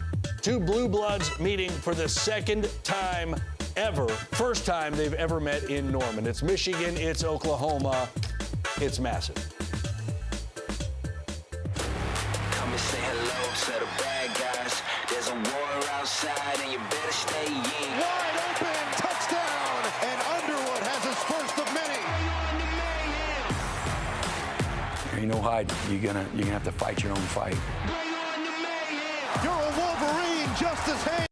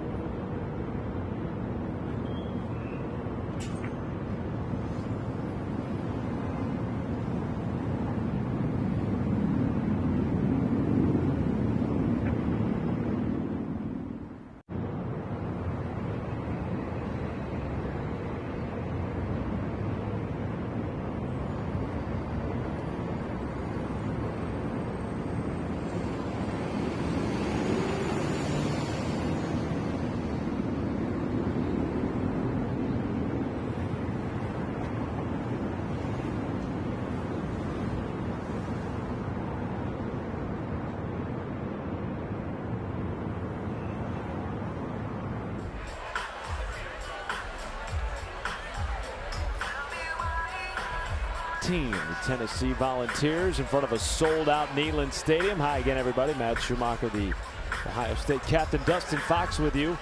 Interesting remarks by Josh Heupel going to halftime feeling like his team was sloppy. We're going to see what this team's identity is all about in the second half. I don't know. I thought they looked pretty good. I mean, 48-7 at halftime.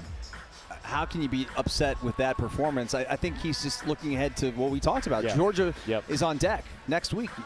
The competition is going to step up, so you want to obviously fix some of those miscues, but these weren't miscues. This was the offense, and how good did they look in this first half? I mean, putting up the 48 points we just mentioned, but there's Bishop on the opening drive of the game, getting inside of ETSU territory. Star Thomas, the second running back in the game, who's also, you could probably start for any team in the country.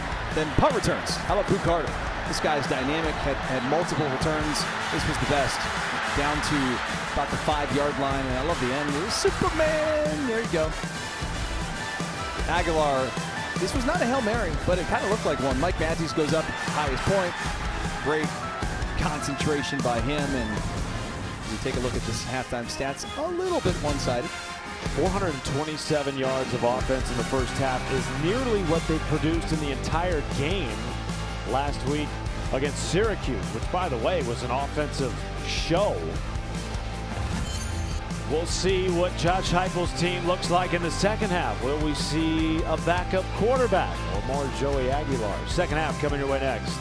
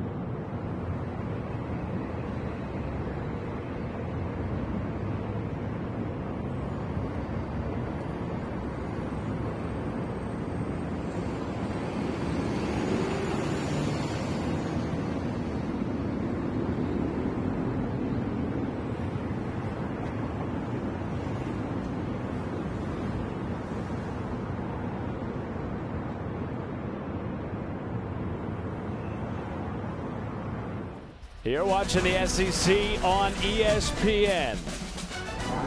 Neyland Stadium, a sellout for the 21st consecutive game. It has thinned a little bit, given the score at the half, 48-7. Tennessee scored on 7 of their first 8 drives. Their defense was swarming, allowing ETSU just 72 first half yards. And the lone touchdown given up was because really a fumble on Tennessee's own 5-yard line gave ETSU the ball. They scored on the ensuing play. Yeah, and that play was kind of odd because it was right before the 2-minute warning, and it was like they kind of forced the snap, and it was just a little errant snap, and obviously Aguilar couldn't get on the football, and that led to an easy 6 for the Buccaneers. Yeah, I just talked with Coach Healy, and he comes off saying, yeah, we need to clean this up. They can get in the right spots, but optimize it. He liked how they had the turnover and optimized. But he just said he's happy that they don't have to play this Tennessee team again. At least have some fun while they do it. He wants to see all 4 quarters from his guys. Well, Stephanie, I believe it was Dustin who asked, is there anything that Tennessee makes you want to do differently when you watch them on the tape? And he said, I think they make you want to do everything differently when you see them on tape. That's how good and talented this Tennessee team is. Well, they knew coming into this game how talented they were, and they are, I guess I should say. And boy, I don't know what halftime adjustments you can make to come back from a 48-7 type of ball game, but I think you just want to try to make it respectable. And if you're ETSU, you want to see your guys compete, you know, and obviously you want to come out of the game healthy. That's the #1 priority in a game like this. Cade McNamara, the former Michigan and Iowa quarterback, completes the pass to Demarius Rucker. And 3rd down looming for ETSU.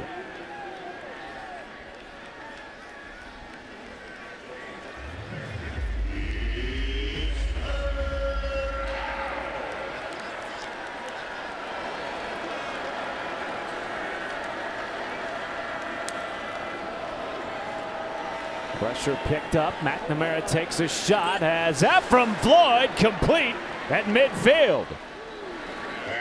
What a 1st down grab by the former leading wide receiver out of Gardner-Webb. And it was good coverage there down the field by McMurray, but a really great job of concentration by Floyd. Floyd's the one who had the catch early in the ball game, Matt. Of course, it got called back. 22-yarder keeps the drive alive. Down the sideline again and caught by the former Tennessee Vol, Charlie Browder, at tight end. And by the way, did you see who he was matched up man-to-man with, Matt? Down the field? Yeah, that guy's pretty good. Arion Carter down the field. Great job there on the outside by Charlie Browder. Meanwhile, the defensive end, Dominic Bailey, down behind the play at the 50 for Tennessee, whose defensive line, frankly, can ill afford any more losses. They're already down 3 guys in Weathersby, Hobbs, and Moy. And it's good to see Bailey walk off under his own power.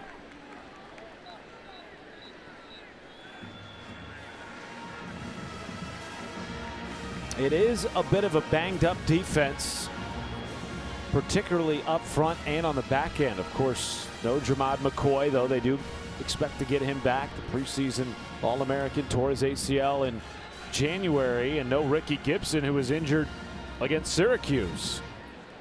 So Tim Banks having to rotate in some younger players, getting more snaps than maybe they would have anticipated this early in the year.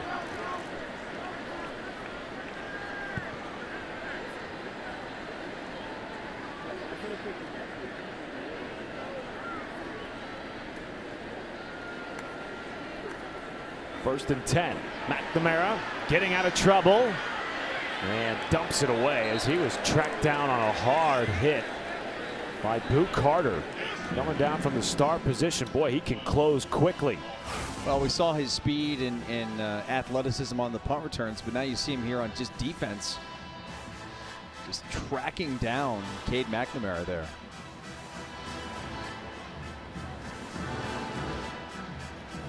Well, getting more snaps this week. Carter was limited to 27 last week against Syracuse. Getting him more involved defensively and in special teams in week 2. McNamara underneath. Pass is caught again by Floyd despite the bobble. And that makes this 3rd and short. Well, I think it's easy to say at this point, Matt, that 4-down territory here inside Tennessee territory, approaching the red zone.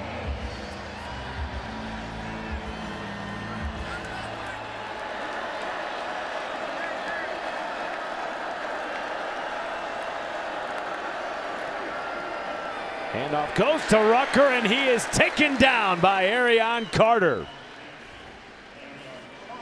Man, Arion Carter just shows such tremendous instincts. Watch him right here just shoot his gap. He's right there, shoots the B gap, comes inside. Browder doesn't even have a chance to get a hand on Arion Carter as Carter just sees ball and gets ball. Surprised to see the field goal unit here for ETSU. I'm actually not, because it's 4th and 6. If it were 4th and a yard or 2, you'd go for it. You want to get points. This has been by far the most productive drive of the game. Ewan Johnson from 41, and he does put it right down the middle. Opening drive score to start the second half for ETSU.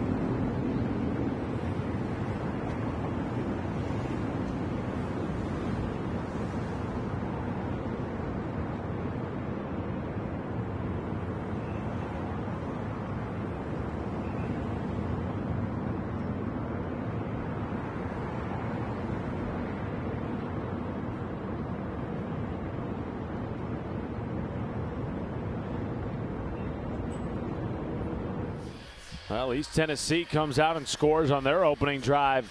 Love the second half, making it 48-10. Matt Schumacher and the former Ohio State Buckeye Dustin Fox, Stephanie Ote on the sideline as we welcome you back to Neyland Stadium,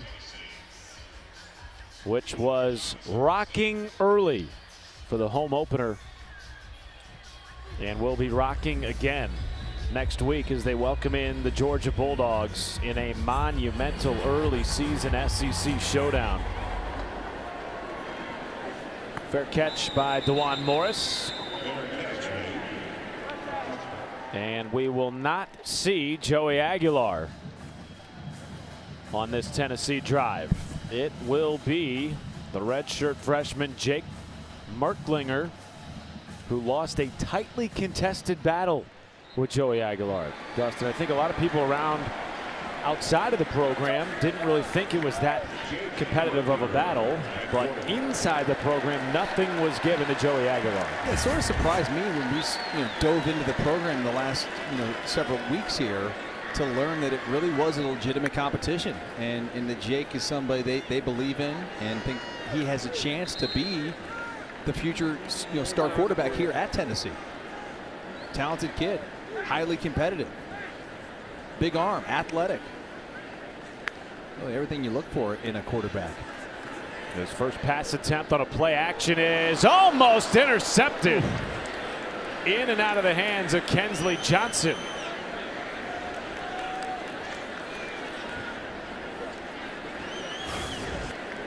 Boy, dangerous throw here. This probably should have been picked. Yeah, I think easily should have been picked. Probably should have been a pick 6.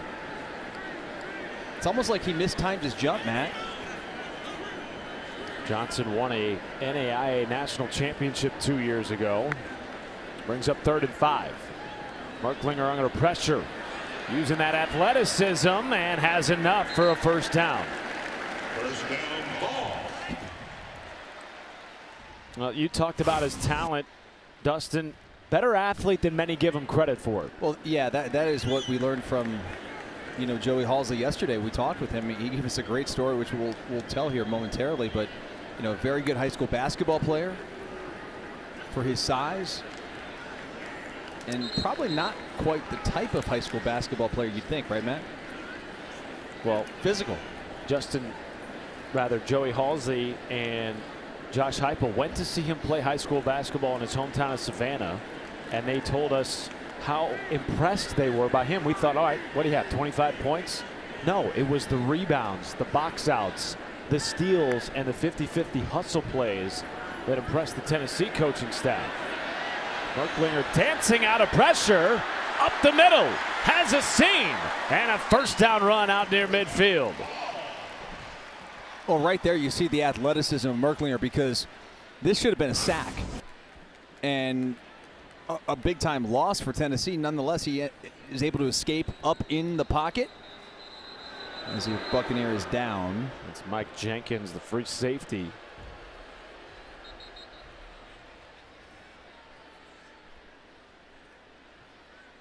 But it's interesting, we talked with Joey Halzle about that game, and he said when they were leaving the high school basketball gym, which, by the way, was extremely intimate and hostile, Coach Heupel looked at him and said, that's our guy. Jake Merklinger is our guy. Only a tough competitor could do what he did in that environment. I don't know about you, but I envision them going into like an old school, like Hoosiers type of gym, where it's everybody in the building is sweating. There's like no air conditioning, and it just one of those old school type of games. And Merklinger is just like knees and elbows. Like he's one of those dudes, you know what I mean?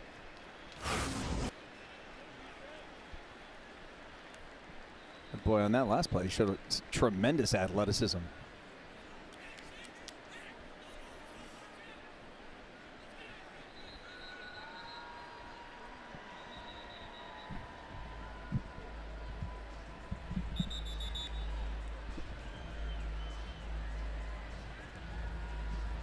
Well, both Heupel and Halzle were extremely competitive players in their own right at Oklahoma. Of course, Heupel won the national championship in 2000, was 3rd in the Heisman voting that year. A high standard, one might say, for quarterback play on this Tennessee staff. And they are very excited that Jake Merklinger could potentially be the future of this program, which, again, remember, has had such inconsistent quarterback play, not in terms of talent, but year to year. They've started 4 different QB1s for the last 4 seasons as Baker takes the first down carry 5 yards.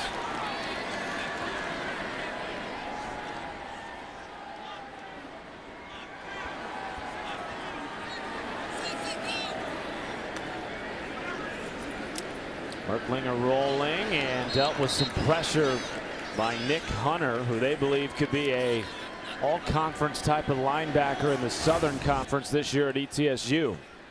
Yeah, 22 is of course Nick Hunter. Merklinger is lucky to get rid of the football.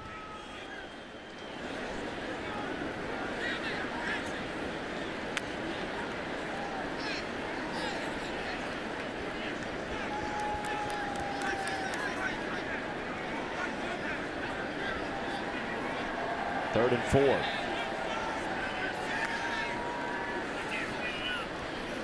And the pass is caught by Desan Brom at tight end, split out wide.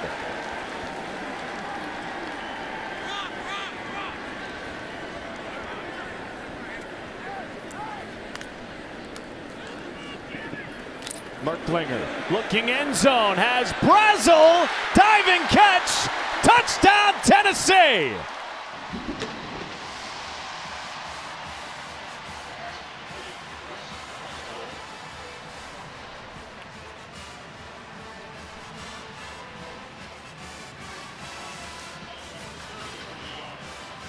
Stutter and go on the outside by Brazel. That's how he gets so open. We'll make sure that he definitely secured the ball on the way to the ground. I don't see much, if anything, there that would warrant a review or look at it any further. I think that's going to be good. And the first touchdown throw of the young man's career. The Merklinger era beginning with a bang. And now they are going to review this play. Well, they must have had a better look than we saw. I didn't see much on the replay that we just showed.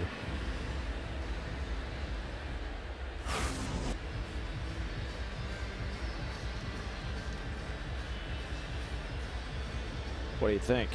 Not hard to tell on that angle. Yeah, the pylon cam is. And the other thing to keep an eye on here, Matt, is maybe a knee down in the field of play. Yeah, he's short. I mean, he's definitely short, I think. So I don't think they're looking at the catch. I think they're looking at where do they spot the ball. And unfortunately for Jake Merklinger, that's not going to be his first touchdown throw. He'll have to wait a few more plays for that.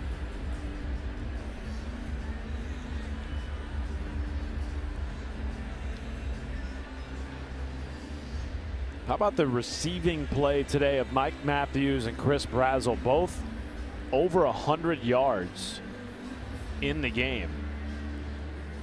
And while Brazel is the leading returning receiver from last year, Mike Matthews only had 90 receiving yards in 2024. Today he's got 125.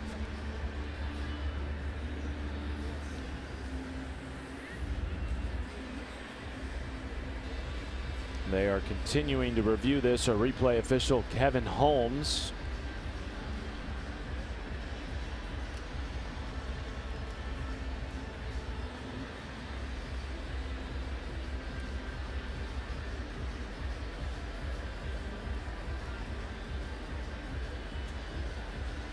And if you're a Tennessee fan, you got to like what you're seeing on this drive from so much young talent that will be here for the next handful of years, not just from Merklinger, but at wide receiver. Oh, I mean, all of these guys, are going to be coming back. I mean, even Brazel. Brazel's the leading returning receiver from a season ago. Started 9 games. It still has more eligibility as just a redshirt junior. Yeah, he's still got another year. After further review, the receiver did catch the ball. However, he was not in the end zone. The ball will be placed inside the 1-yard line where it will be first down, Tennessee. I will say that this officiating crew, they're sticklers for close touchdown calls. They are. Especially in games that are, in hand. In hand. Star Thomas had a touchdown review. They want to get it right. Appreciate that. Attention to detail. What the ref say? So it'll be first and goal from inside the 1-yard line.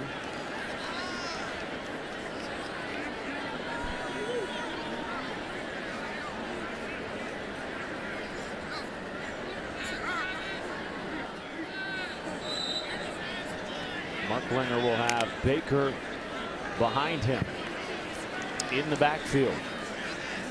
The freshman from Stone Mountain, Georgia. Back fade. It is caught for a touchdown. One play later, and Jake Merklinger has his first in a Tennessee uniform. You think they just went to the huddle and said, let's just run this thing back? Yes. Because it was literally the exact same combination. The next play just took him another play. Second touchdown of the day for Chris Brazel, the second. And this Tennessee wide receiver room, which had so many outside doubters before the season began, replacing their top 3 receivers from last year, has not missed a beat through the first 2 weeks of the regular season. Well, getting a look at maybe the future here of the Volunteers at the quarterback position. Jake Merklinger, athleticism from the quarterback position, a little scramble, a little bit of sack, and a deep throw to Brazel, and then it's capped off. The ref said, well, we're going to make you do it again. They said, no problem. 55-10.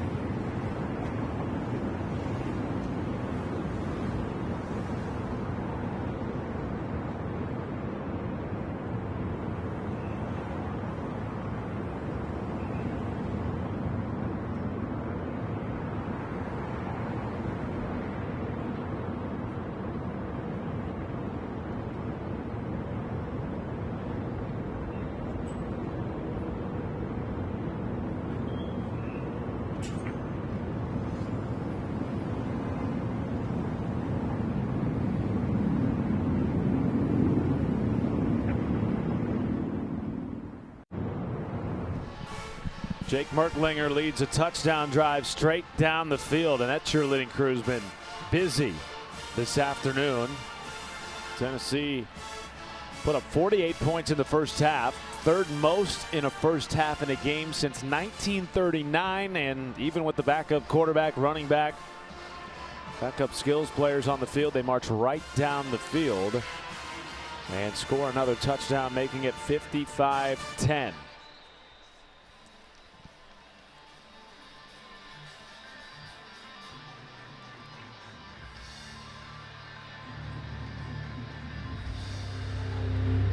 Max Gilbert will put it through the back of the end zone as he has done all afternoon. Well, tonight after the Louisiana Monroe and Alabama game, the SEC football final is back. Dory Noka, Chris Doring, Benjamin Watson, they'll take you to the biggest stories of the day and break down all the games. Watch on the SEC Network and, of course, the all-new ESPN app.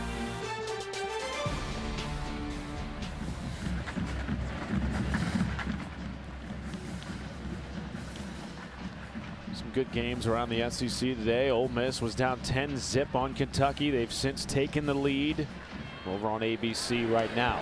Over on ESPN, Arena Sabalenka just claimed her second U.S. Open championship title. How about that? Dominant. There is Khalil Eichelberger pushing the pile ahead for a gain of 4.5. Hey, it's 55-10. I can get a little tennis in, can't I? No doubt. Okay. Well, I was waiting for you to. Okay. At some point. All right. Thanks, partner. Who's in the men's final? Oh, it's the same final we've seen for the last three. Jannik Sinner and Carlos Alcaraz. You think there's going to be a different result than Wimbledon? I do. Speaking of tennis, by the way, I happened to meet a good friend of mine, Matt Lucas, who is the associate head tennis coach here at Tennessee, and he provided me with a nice little tour of their campus facilities and a little hit yesterday morning on the courts here in Knoxville. More on that in a moment. 3rd and 4. McNamara completes a first down catch to Kareem Page. My question is, was the hit competitive, or did Coach Lucas take it easy on you? Well, it wasn't. Well, Coach Lucas was actually the one kind of feeding the balls. Okay, got it. He brought the ringer, which is one of his current players, to hit with me. Got it. And, yeah, I mean, the guy was playing first dubs last year in the SEC, and he's hitting against me. So it was honestly an honor, and it was a lot of fun. And I really appreciate the hospitality here in Rocky Top. Tyree West with the sack. That's a big boy. Look how athletic he looks for his size. Well, he had a great season last year as a rotational player as well. He's a senior from Tifton, Georgia. Handful of tackles for a loss last season. But you're right, this is one of the great SEC towns. And the folks in Knoxville always hospitable. And boy, do they love their Vols. All sports. You know what's so crazy too is this is the first time you and I have called a game here. I was here for the spring game last year, but not quite the same. There weren't any fans because they were doing the renovations. But to be on campus and to see all this, like yesterday, for example, we're just driving around campus, and the students all wear orange, like all of them. It's just pretty cool to see, you know, the buy-in of the student body and, you know, the fans and everybody involved. In fact, how about this morning?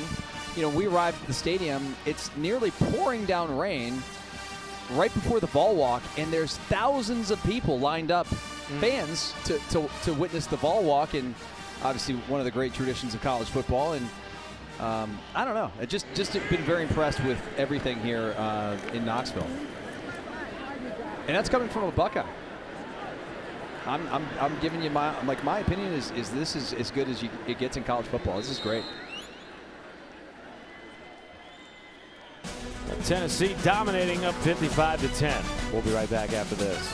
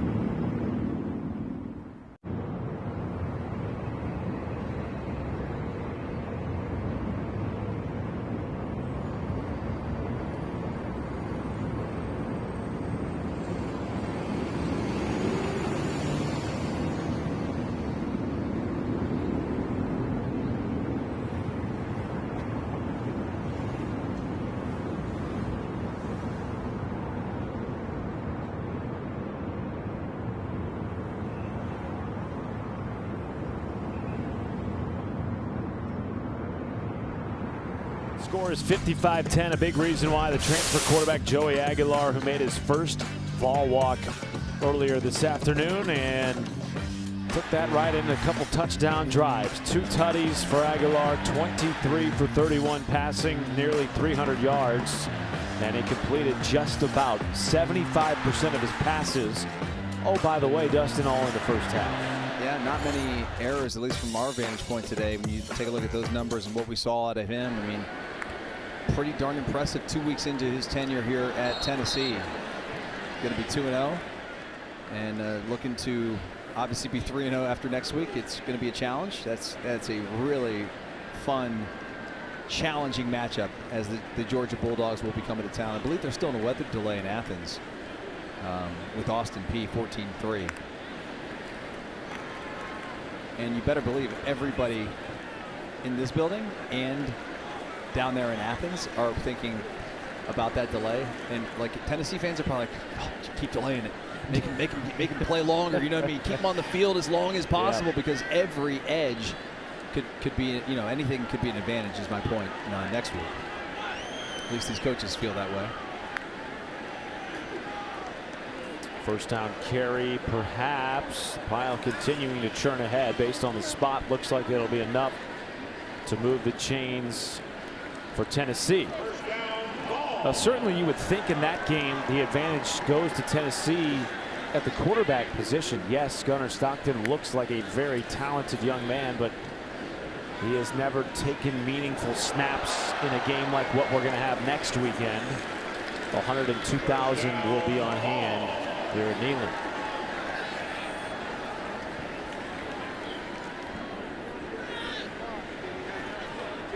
Jake Merklinger getting some snaps here in the second half. Tennessee's back up the future at quarterback, a former ESPN 300 4-star. Who started all 4 years of his high school career and went to 3 consecutive regional titles out of Savannah. DeJuan Morris, the freshman in the backfield.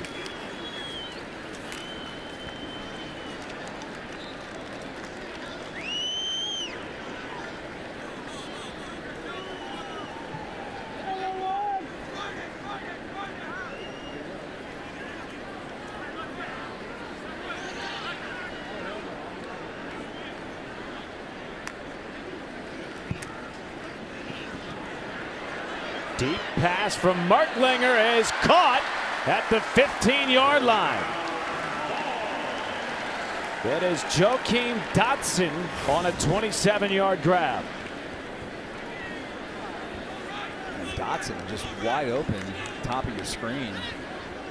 Some sort of a bust there. I'm sure you've got some other younger players you're getting in there for ETSU as well, but man, Tennessee just taking full advantage at this point. We saw Dotson last year. You and I did in the high school showcase at the Baylor School. Dotson moving from Nashville to the Baylor School and then ultimately choosing Tennessee among a plethora of FBS offers. Wow, that is a good memory by you. I knew that name sounded familiar when I saw him on the 2D. Baylor School. I was just watching a video that Baylor was playing, I think, Brentwood last night. And Coach Heupel was there. Peyton Manning was there. Who's who? It's a who's who.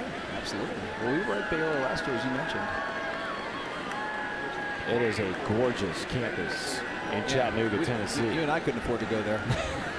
Promise you that much. Right on the river in Chattanooga. Here's a 3rd and 2. Merklinger manning the controls for Tennessee. DeJuan Morris in the backfield. Goes to the freshman. No, fake it to him. Dump it down. It is Jack Van Dorselaer. Touchdown, Tennessee.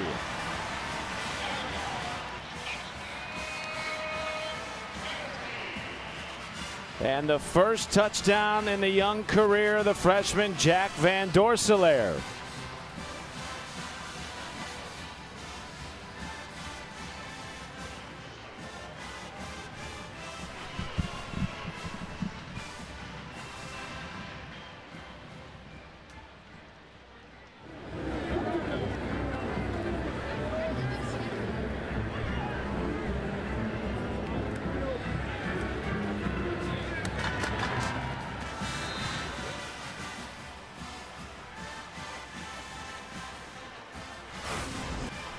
Van Dorselaer showing off why he had over 10 SEC offers coming out of high school. 6'5", 236 pounds as a freshman. Goodness gracious, this guy. I think that, I mean, just look how physical that guy is. He's a specimen for a freshman. Loaded tight end room. I mean, Van Dorselaer, 6'5", 236 as a freshman. Ethan Davis, 6'5", 245. And, of course, Kitzelman, the bell cow at that position, 6'5", 255. You want to talk about physicality in the SEC, they got it at the tight end spot here at Tennessee.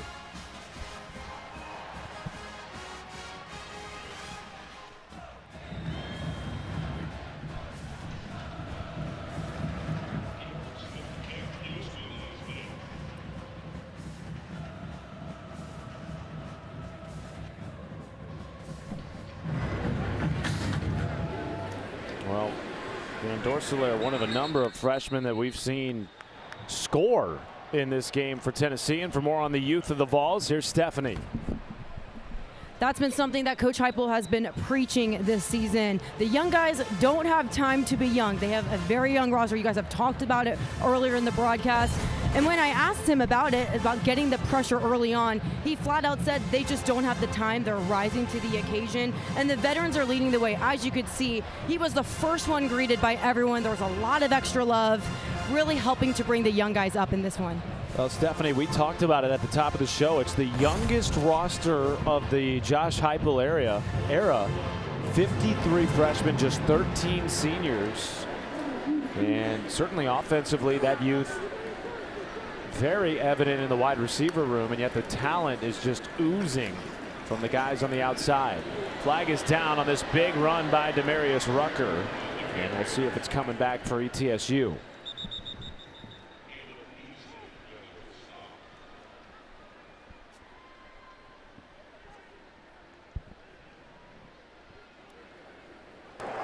Holding, offense number 88.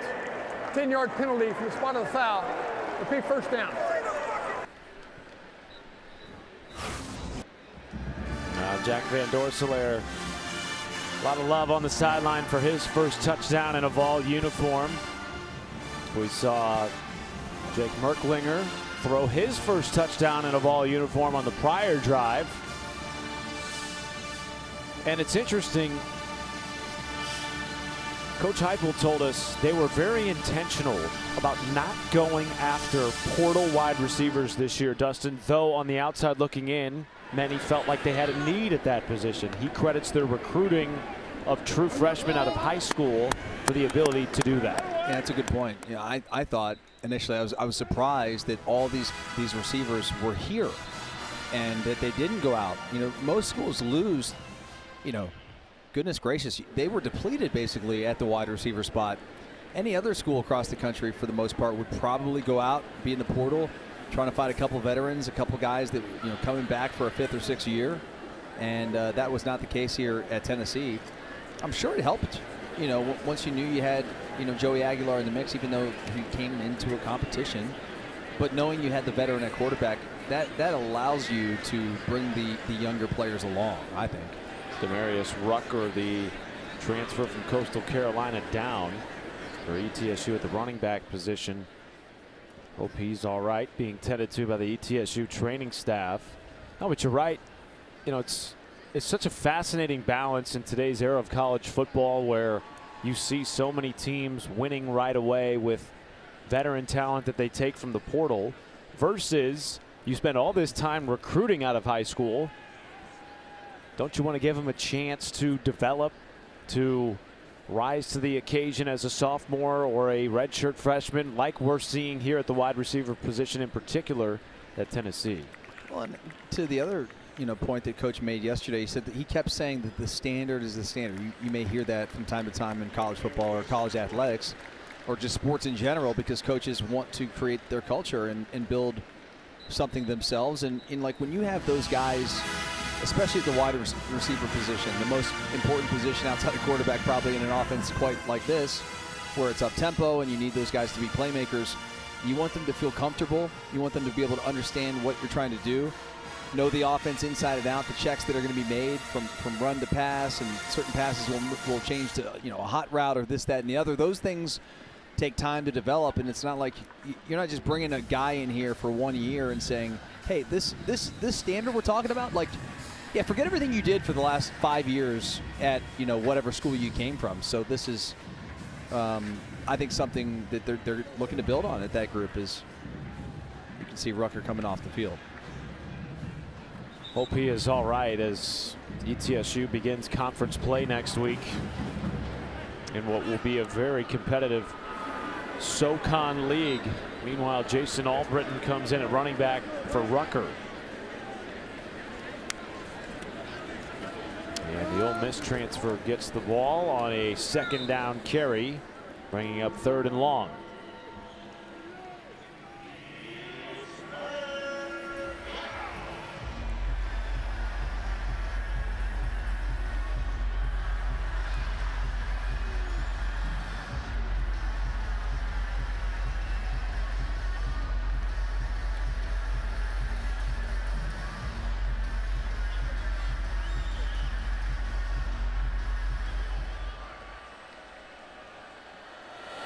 Criswell, the quarterback for ETSU, dumps it down to Albritton with blockers in front, and not nearly enough to get close to the sticks. And I believe Will Healy will send his punt unit onto the field, and indeed he will.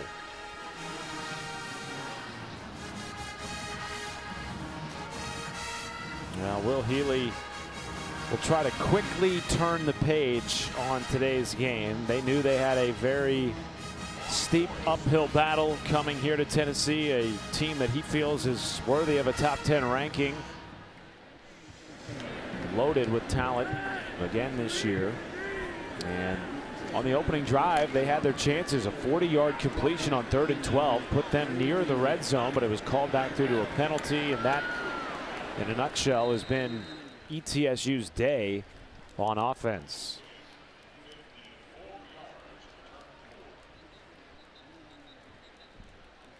And certainly a lot of credit has to be given to Tennessee's violent and physical defense. Even with the injuries, Dustin, they're going to be a problem in the SEC for many opposing offensive linemen and quarterbacks. Oh my goodness. I mean, just think about Tennessee's defensive line right now. You're missing 3 starters for this game. Arguably your top 2 corners.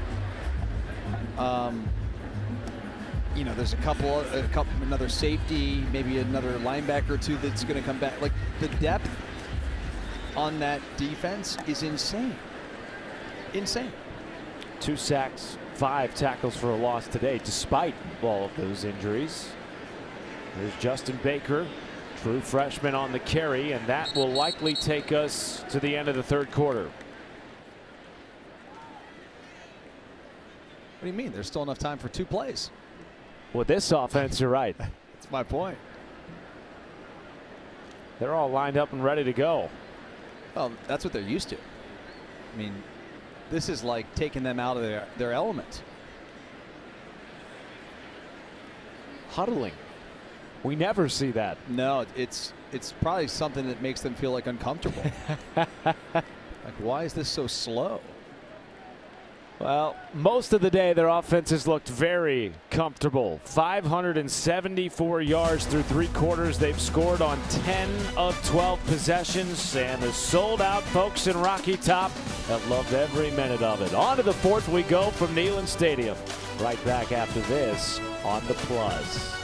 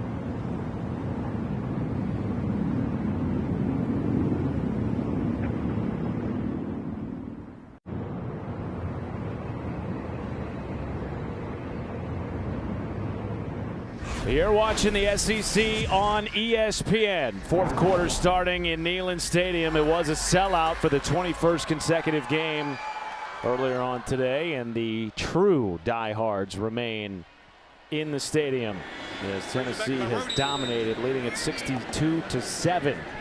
Matt Schumacher, the former Ohio State Buckeye, Dustin Fox, Stephanie Ote on the sideline.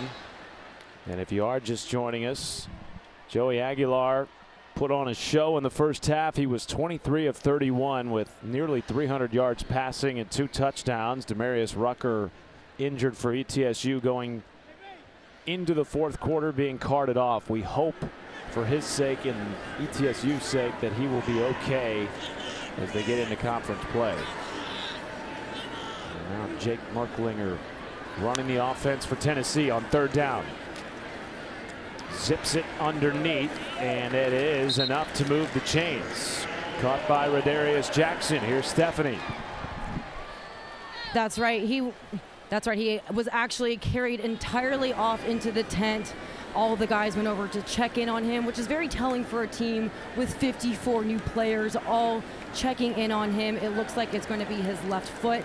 He is going to be carted off. He's not going to the hospital. He's getting x-rayed. But yeah, it looked pretty rough on him. Well, we hope for the best for Demarius Rucker, part of a loaded running back room that Will Healy's very excited about at ETSU. Merklinger off play action. Takes a shot over the middle of the field and caught again by the freshman Jackson. A gain of 16. Well, Jackson had to go up and get that thing. I mean, the ball sort of was airmailed a little bit out of Merklinger's hands and behind the young freshman wide receiver. And you can see the size on that young man, 6'2", 210. That's a catch radius.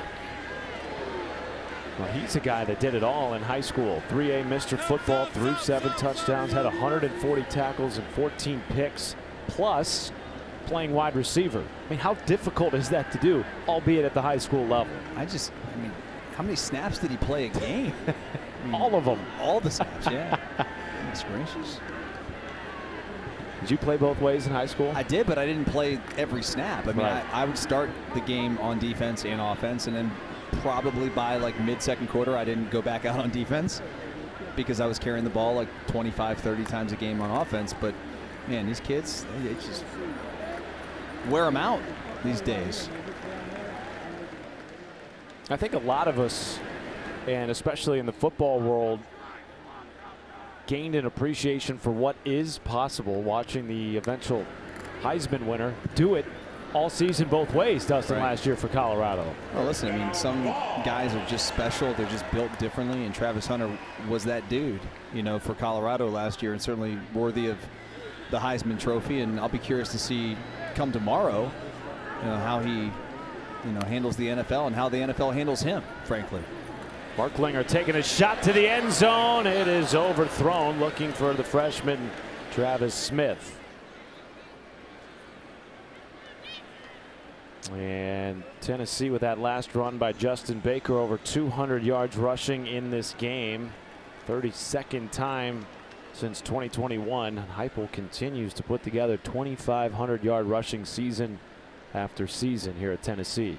You know, it's interesting. It's a 62-10 game, and you're like, man, they're still throwing the ball. But you almost have to, because this is an opportunity here for Jake Merklinger to get into the game. Some of these younger wide receivers to run routes with Merklinger and develop some chemistry. Nice play defensively there by Teddy Wilson, who's been all over it out of the will linebacker position. Well, you bring up a great point, Dustin. With Merklinger being the primary backup and not having taken a snap last year as a redshirt, these are valuable snaps for him if they are ever needing to call upon him during SEC play this year. Yeah, no question. That's a false start.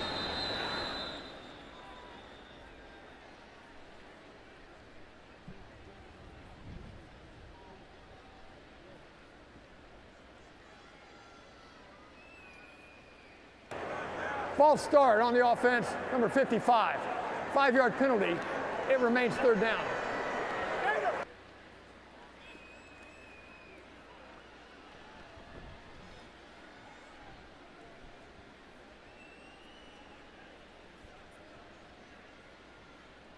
A rare penalty for Tennessee, just the 4th of the game, half as many as ETSU. And it'll make it 3rd and 18.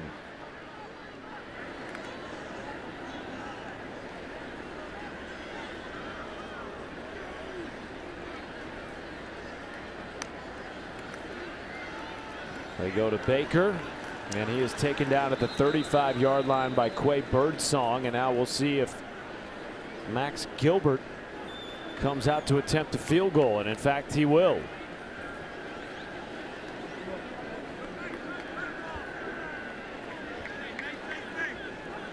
Career long is 52. This would be 1 yard further.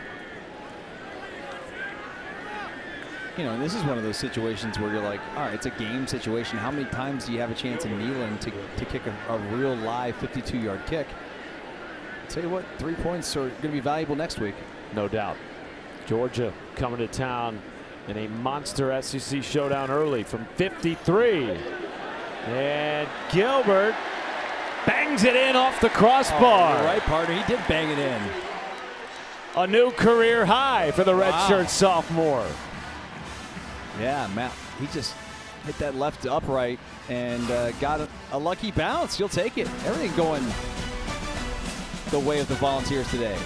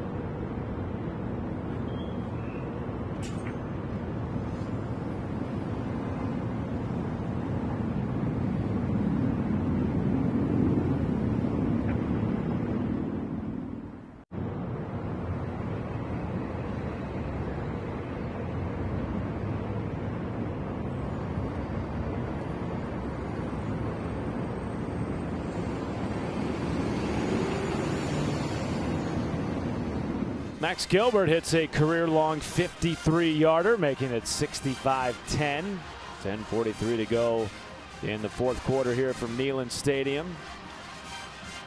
And now the Vol faithful starting to look ahead to a monster date with Georgia next week.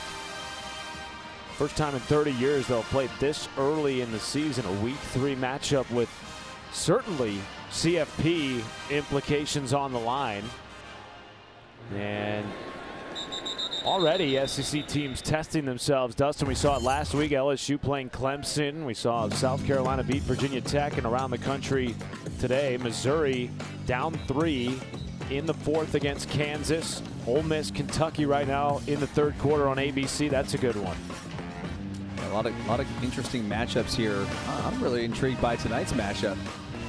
I can't believe that Michigan and Oklahoma have not played more than they have to this point. It's pretty wild, and Able to see Bryce Underwood tonight. And Arch Manning looked impressive. Yeah, he did. Good point. 38-7 win against San Jose State. Criswell takes a shot over the middle of the field, hits Cole Keller. And one of the biggest gains of the day for ETSU, a first down on a 24-yard catch and run by the tight end. That was the most impressive throw I think I've seen today out of ETSU. That was an unbelievable, had to be thrown to a spot in a small window. Well done.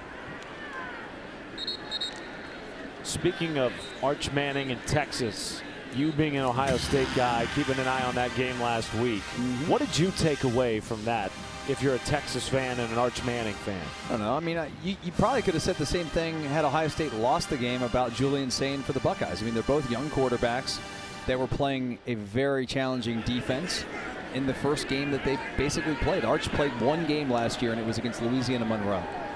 And then you have to have all this offseason hype coming into the season. Look, he didn't ask for all the pressure. He didn't ask to be named Manning. Like, we put all this pressure on the young man as the media members and as fans and what have you. I just feel like, let's give the kid a little time. You know what I mean? Like, it's going to be just fine. He's very talented. We saw what he did in high school. We know that he has the lineage and the genes and all that stuff, but just give the young man a little bit of time. Peyton Manning wasn't Peyton Manning overnight. Keller again makes the catch and is stuck at the 20 after another pickup of 15+. And this offense for ETSU moving with efficiency really for the first time in this game with a long field.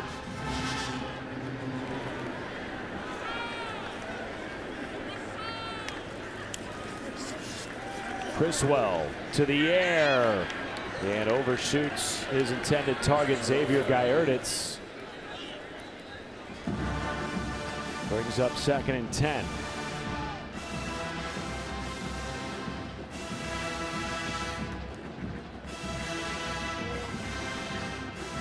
I am intrigued tonight to see Alabama back in action after the loss to Florida State. Yes, it's against ULM. Certainly a lesser opponent. They're back home at Bryant-Denny Stadium, but that's a game like if you were a Texas fan today, you want to see your team come out and handle business. Here's a run up the gut by Jason Albritton, and he is rumbling to the end zone. Out of the Wildcat, a 20-yard touchdown for the Ole Miss transfer.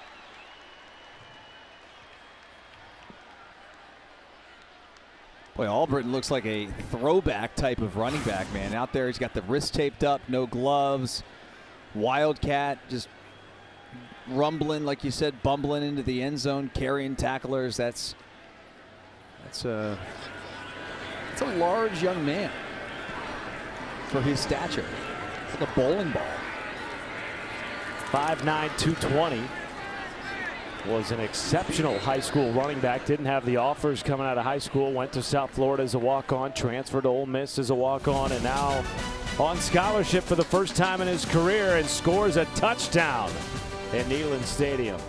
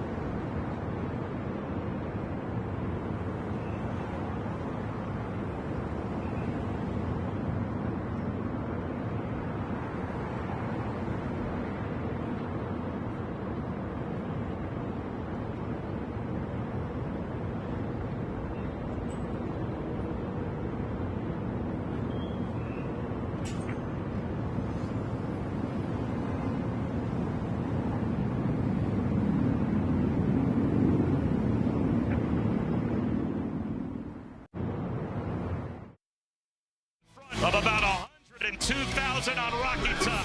He's running over people. Oh, you Herschel Walker. This is college football, absolutely as good as it gets. Dodd fires long for the end zone. The pass is going to be caught by Tennessee. Tennessee wins! One of the great rivalries in all of college sports, and that Hail Mary pass by Joshua Dobbs in 2016, the last time Tennessee has beaten Georgia in a series that dates back a long way, and they're hoping to change the tide of that series next weekend, Saturday, Neyland Stadium. It'll be a sold-out crowd for the 22nd consecutive home game, and well, you better believe this place is going to have some juice.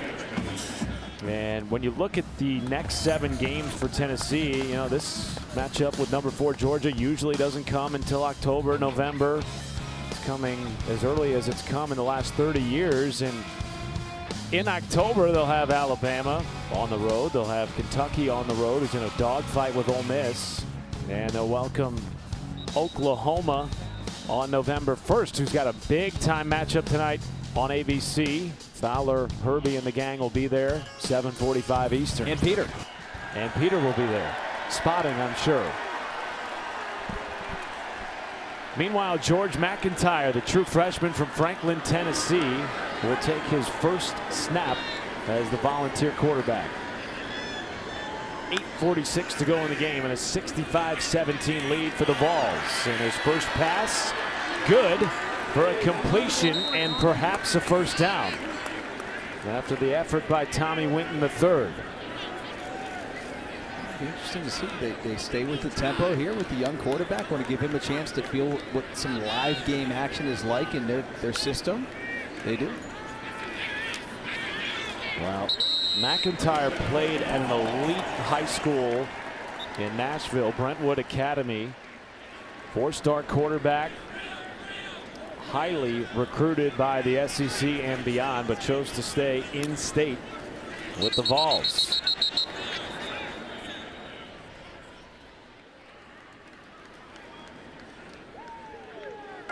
Ball start on the offense, 5-yard penalty. It remains first down.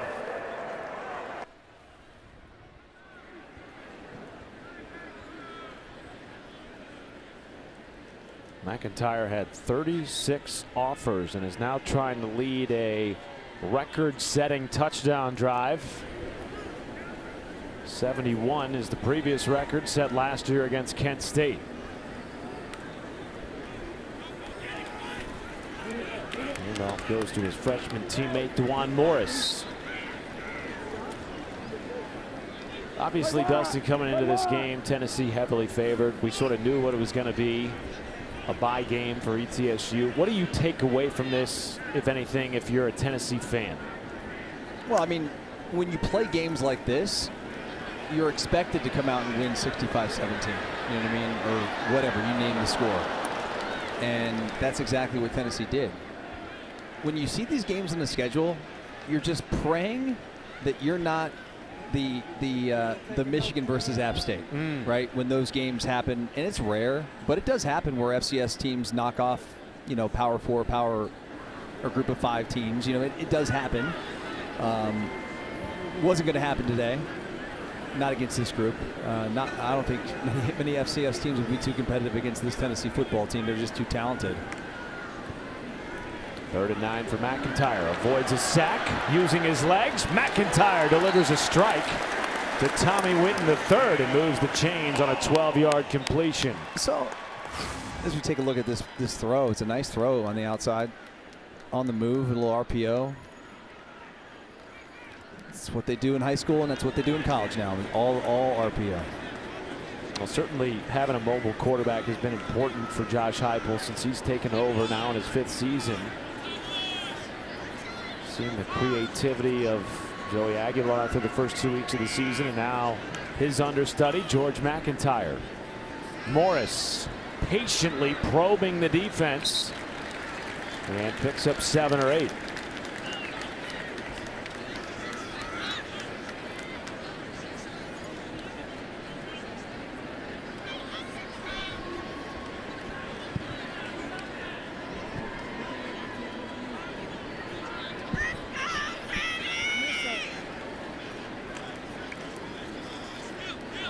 McIntyre on play action.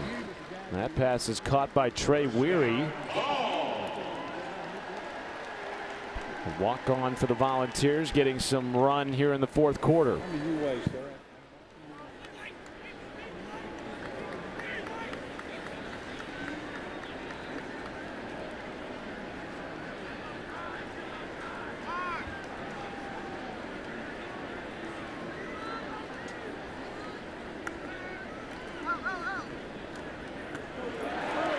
Pass is caught by Travis Smith Jr. and the chains continuing to move on this drive by George McIntyre. Boy, man, what a block on the outside there by a Tennessee wide receiver. That would be Tommy Winton, 84. How about this block? Watch 84. That gets you notice. You push a guy, 7 yards out of bounds. Coaches notice that stuff. Trying to get some PT. McIntyre buying time. Now dumps it back down underneath. And Travis Smith Jr. stepped out of bounds.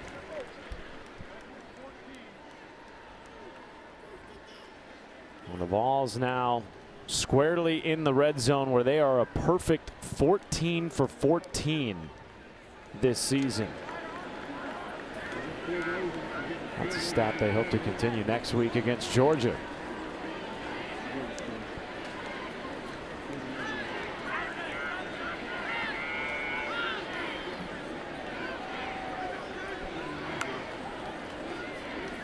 Second and 3 goes to Morris, and he burrows ahead for a first down.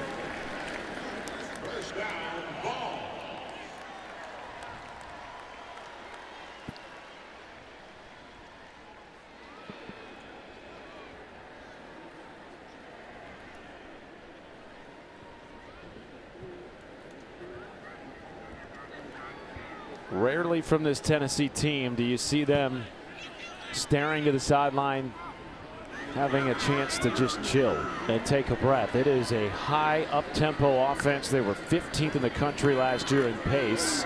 Here's Morris shifting to the outside and scoring a touchdown. 10-yard run for the true freshman and a record-breaking touchdown for Tennessee.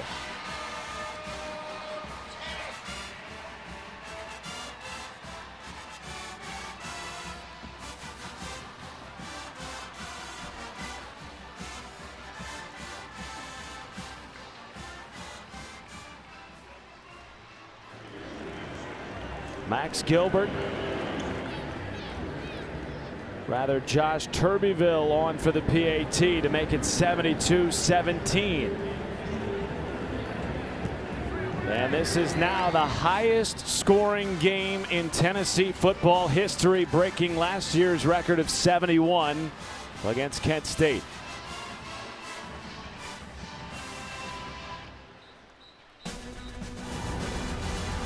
DeJuan Morris, another true freshman, scoring his first touchdown in a Tennessee uniform. All Vols in Neyland.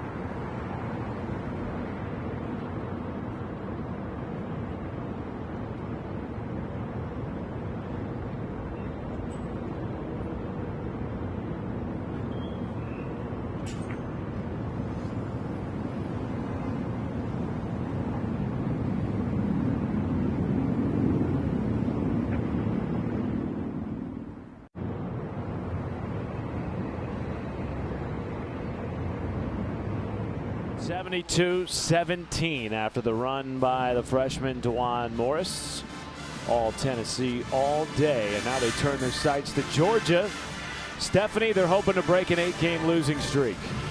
That's right. I talked to Josh Dobbs about the last time they beat Georgia. I saw the highlight reel, the Hail Mary, and I sent it to him. He said it's always good to see that video, but it actually wasn't intended for Jawan Jennings. It was actually designed for Josh Malone. Wide receivers coach Zach Azzani switched Jennings to the left during the timeout, and the rest we know is history. But Jawan says he still relives it every single day, and that he actually chucked the ball down the field. He was so hyped up. Josh made sure that that moment in history was not lost. It's actually still at his parents' house, safe and well kept. Hopefully they can bring that one back to secure another one for Tennessee. Isn't that how it usually ends up in a late game Hail Mary? Just get all the bodies into the end zone, throw it up, and let somebody go get it. And that is what happened back in 2016. Georgia scored on the previous drive with very little time left. Most thought Georgia was going to win that game, but with 4 seconds, Joshua Dobbs heaves it from midfield, and the rest is history. Anybody who thought that Tennessee was going to win that game, especially after Georgia did score that late touchdown. 99.9% chance of Georgia winning at that point. So you're saying there's a chance? So you're saying there's a chance. You caught it. Thank you. I'm always listening, partner. Indeed you are. Jackson Bird, the new quarterback in for ETSU. The Buccaneers will turn their attention to SoCon play next week, and Will Hill, he feels like though his team's very talented, has a chance. That's a league where every game's 50-50. He said we're about to start 10 weeks of it could go either way every single week because there's not much disparity from top to bottom. One could say, Dustin Fox, that the SEC is very similar, particularly at the top. I mean, how do you see that game next week, Georgia and Tennessee? I know it's early. You know what's crazy? And this may surprise you, but you may already know this because you know every stat there is, that Tennessee was picked to finish 9th in the SEC. 9th. How does one come up with that, given the fact that they went to the CFP last year? That was my thought. Right. So much of it now, though, is very arbitrary because of the transfer portal and players leaving, players coming. It's almost impossible to predict what's going to happen with any real accuracy. Well, I always thought that like the preseason polls and what have you were always very difficult to come up with because you didn't know what the team was going to be like. Now you definitely don't know what these teams are going to be. You don't know who half these rosters are. You don't know how these teams are going to mesh together. I mean, people probably looked at Tennessee, Matt, to your point earlier in the ball game, like, oh, they lost all their receivers.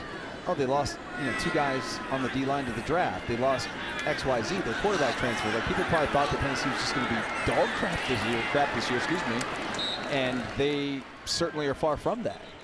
I think they're gonna compete in the SEC and have a chance to get back to the college football playoff. 2-minute timeout upon us here at Neyland Stadium. We'll be right back to tie a bow on it after this.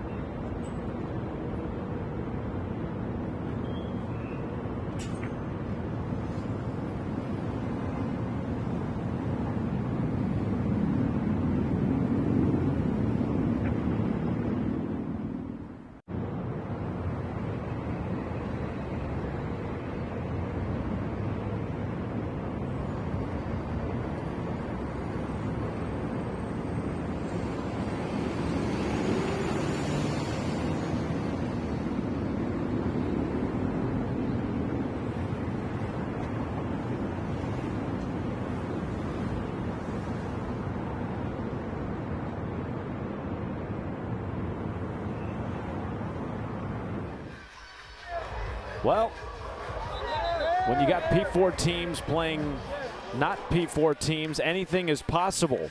Right now, Troy is up 16-3 on Clemson at halftime. Tennessee avoided a scare here today, Dustin Fox, in a big way. Up 48-7 at halftime, and they've handled business despite two backup freshman quarterbacks coming in and leading touchdown drives in the second half. And now they'll look to close it out with George McIntyre. No, Mason Phillips now. Right, but George McIntyre and Jake Merklinger both helping Tennessee score touchdown drives in the fourth. Mason Phillips in the ball game now for the Volunteers. Anytime you're able to get your fourth-string quarterback in by choice, always a good day. Absolutely, partner.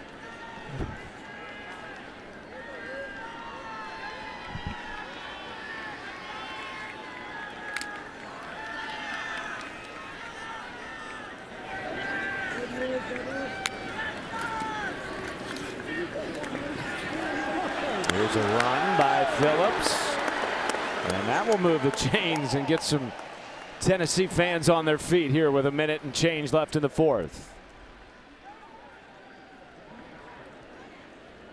Wild stat for you stat fans of Tennessee. This is now the 10th game under Josh Heupel with over 600 yards of total offense. The fourth game with at least 700. I mean, these are video game-like numbers that his offenses have put up over the last 4 years and change. Pretty remarkable. By the way, pretty good. This is now the fourth straight year doing it with a different starting quarterback. I think that makes it all the more impressive. It is a wild stat, you know, when you think about it, that they've had a different quarterback every single year. Courtesy of our man, Brett Bissell. Baby wants some love. And our wonderful spotter, Richard Gaynor, up here with us as well. Brett Baby Bissell, we've nicknamed him in the booth. Official. Now it's official. Final seconds ticking away at Neyland Stadium. Josh Heupel and his Tennessee Volunteers will move to 2-0 and look ahead to Georgia. The number 4 Bulldogs coming to town next week for a monster showdown in the SEC.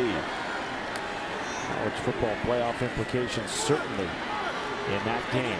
Phillips will run out the clock, and that will do it for us from Neyland Stadium. Tennessee wins their home opener 72-17 and picks up the 500th win on this field at Neyland Stadium.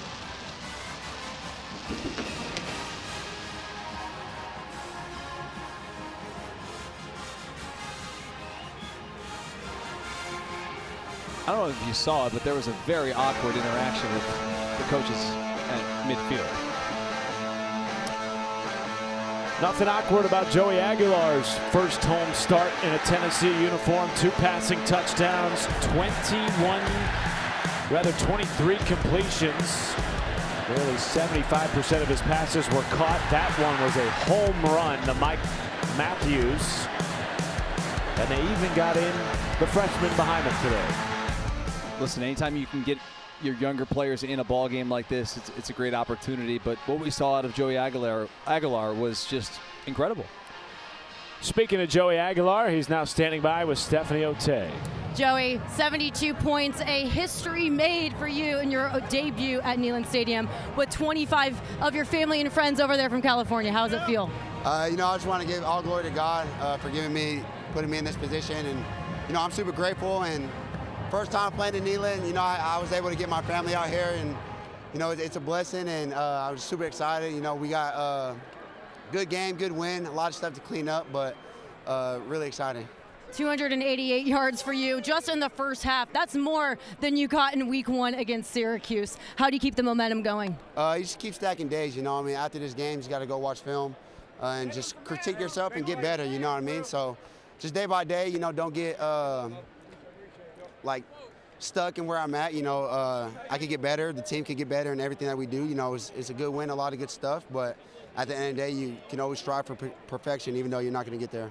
You have experience in an SEC stadium. The next test is a matchup in an SEC opponent in Georgia. What is your expectation bringing the momentum into that one?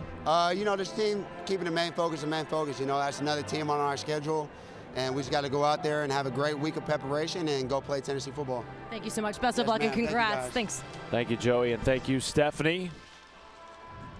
Monster win for the Tennessee Volunteers in the home debut for so many of these brand new Volunteer players. Joey Aguilar, one of those. 72-17, most points scored in history for the Tennessee Volunteers. Now we will get the big one next weekend here at Neyland Stadium, taking on Georgia. For Dustin Fox, our entire ESPN crew, Matt Schumacher saying good night from Knoxville.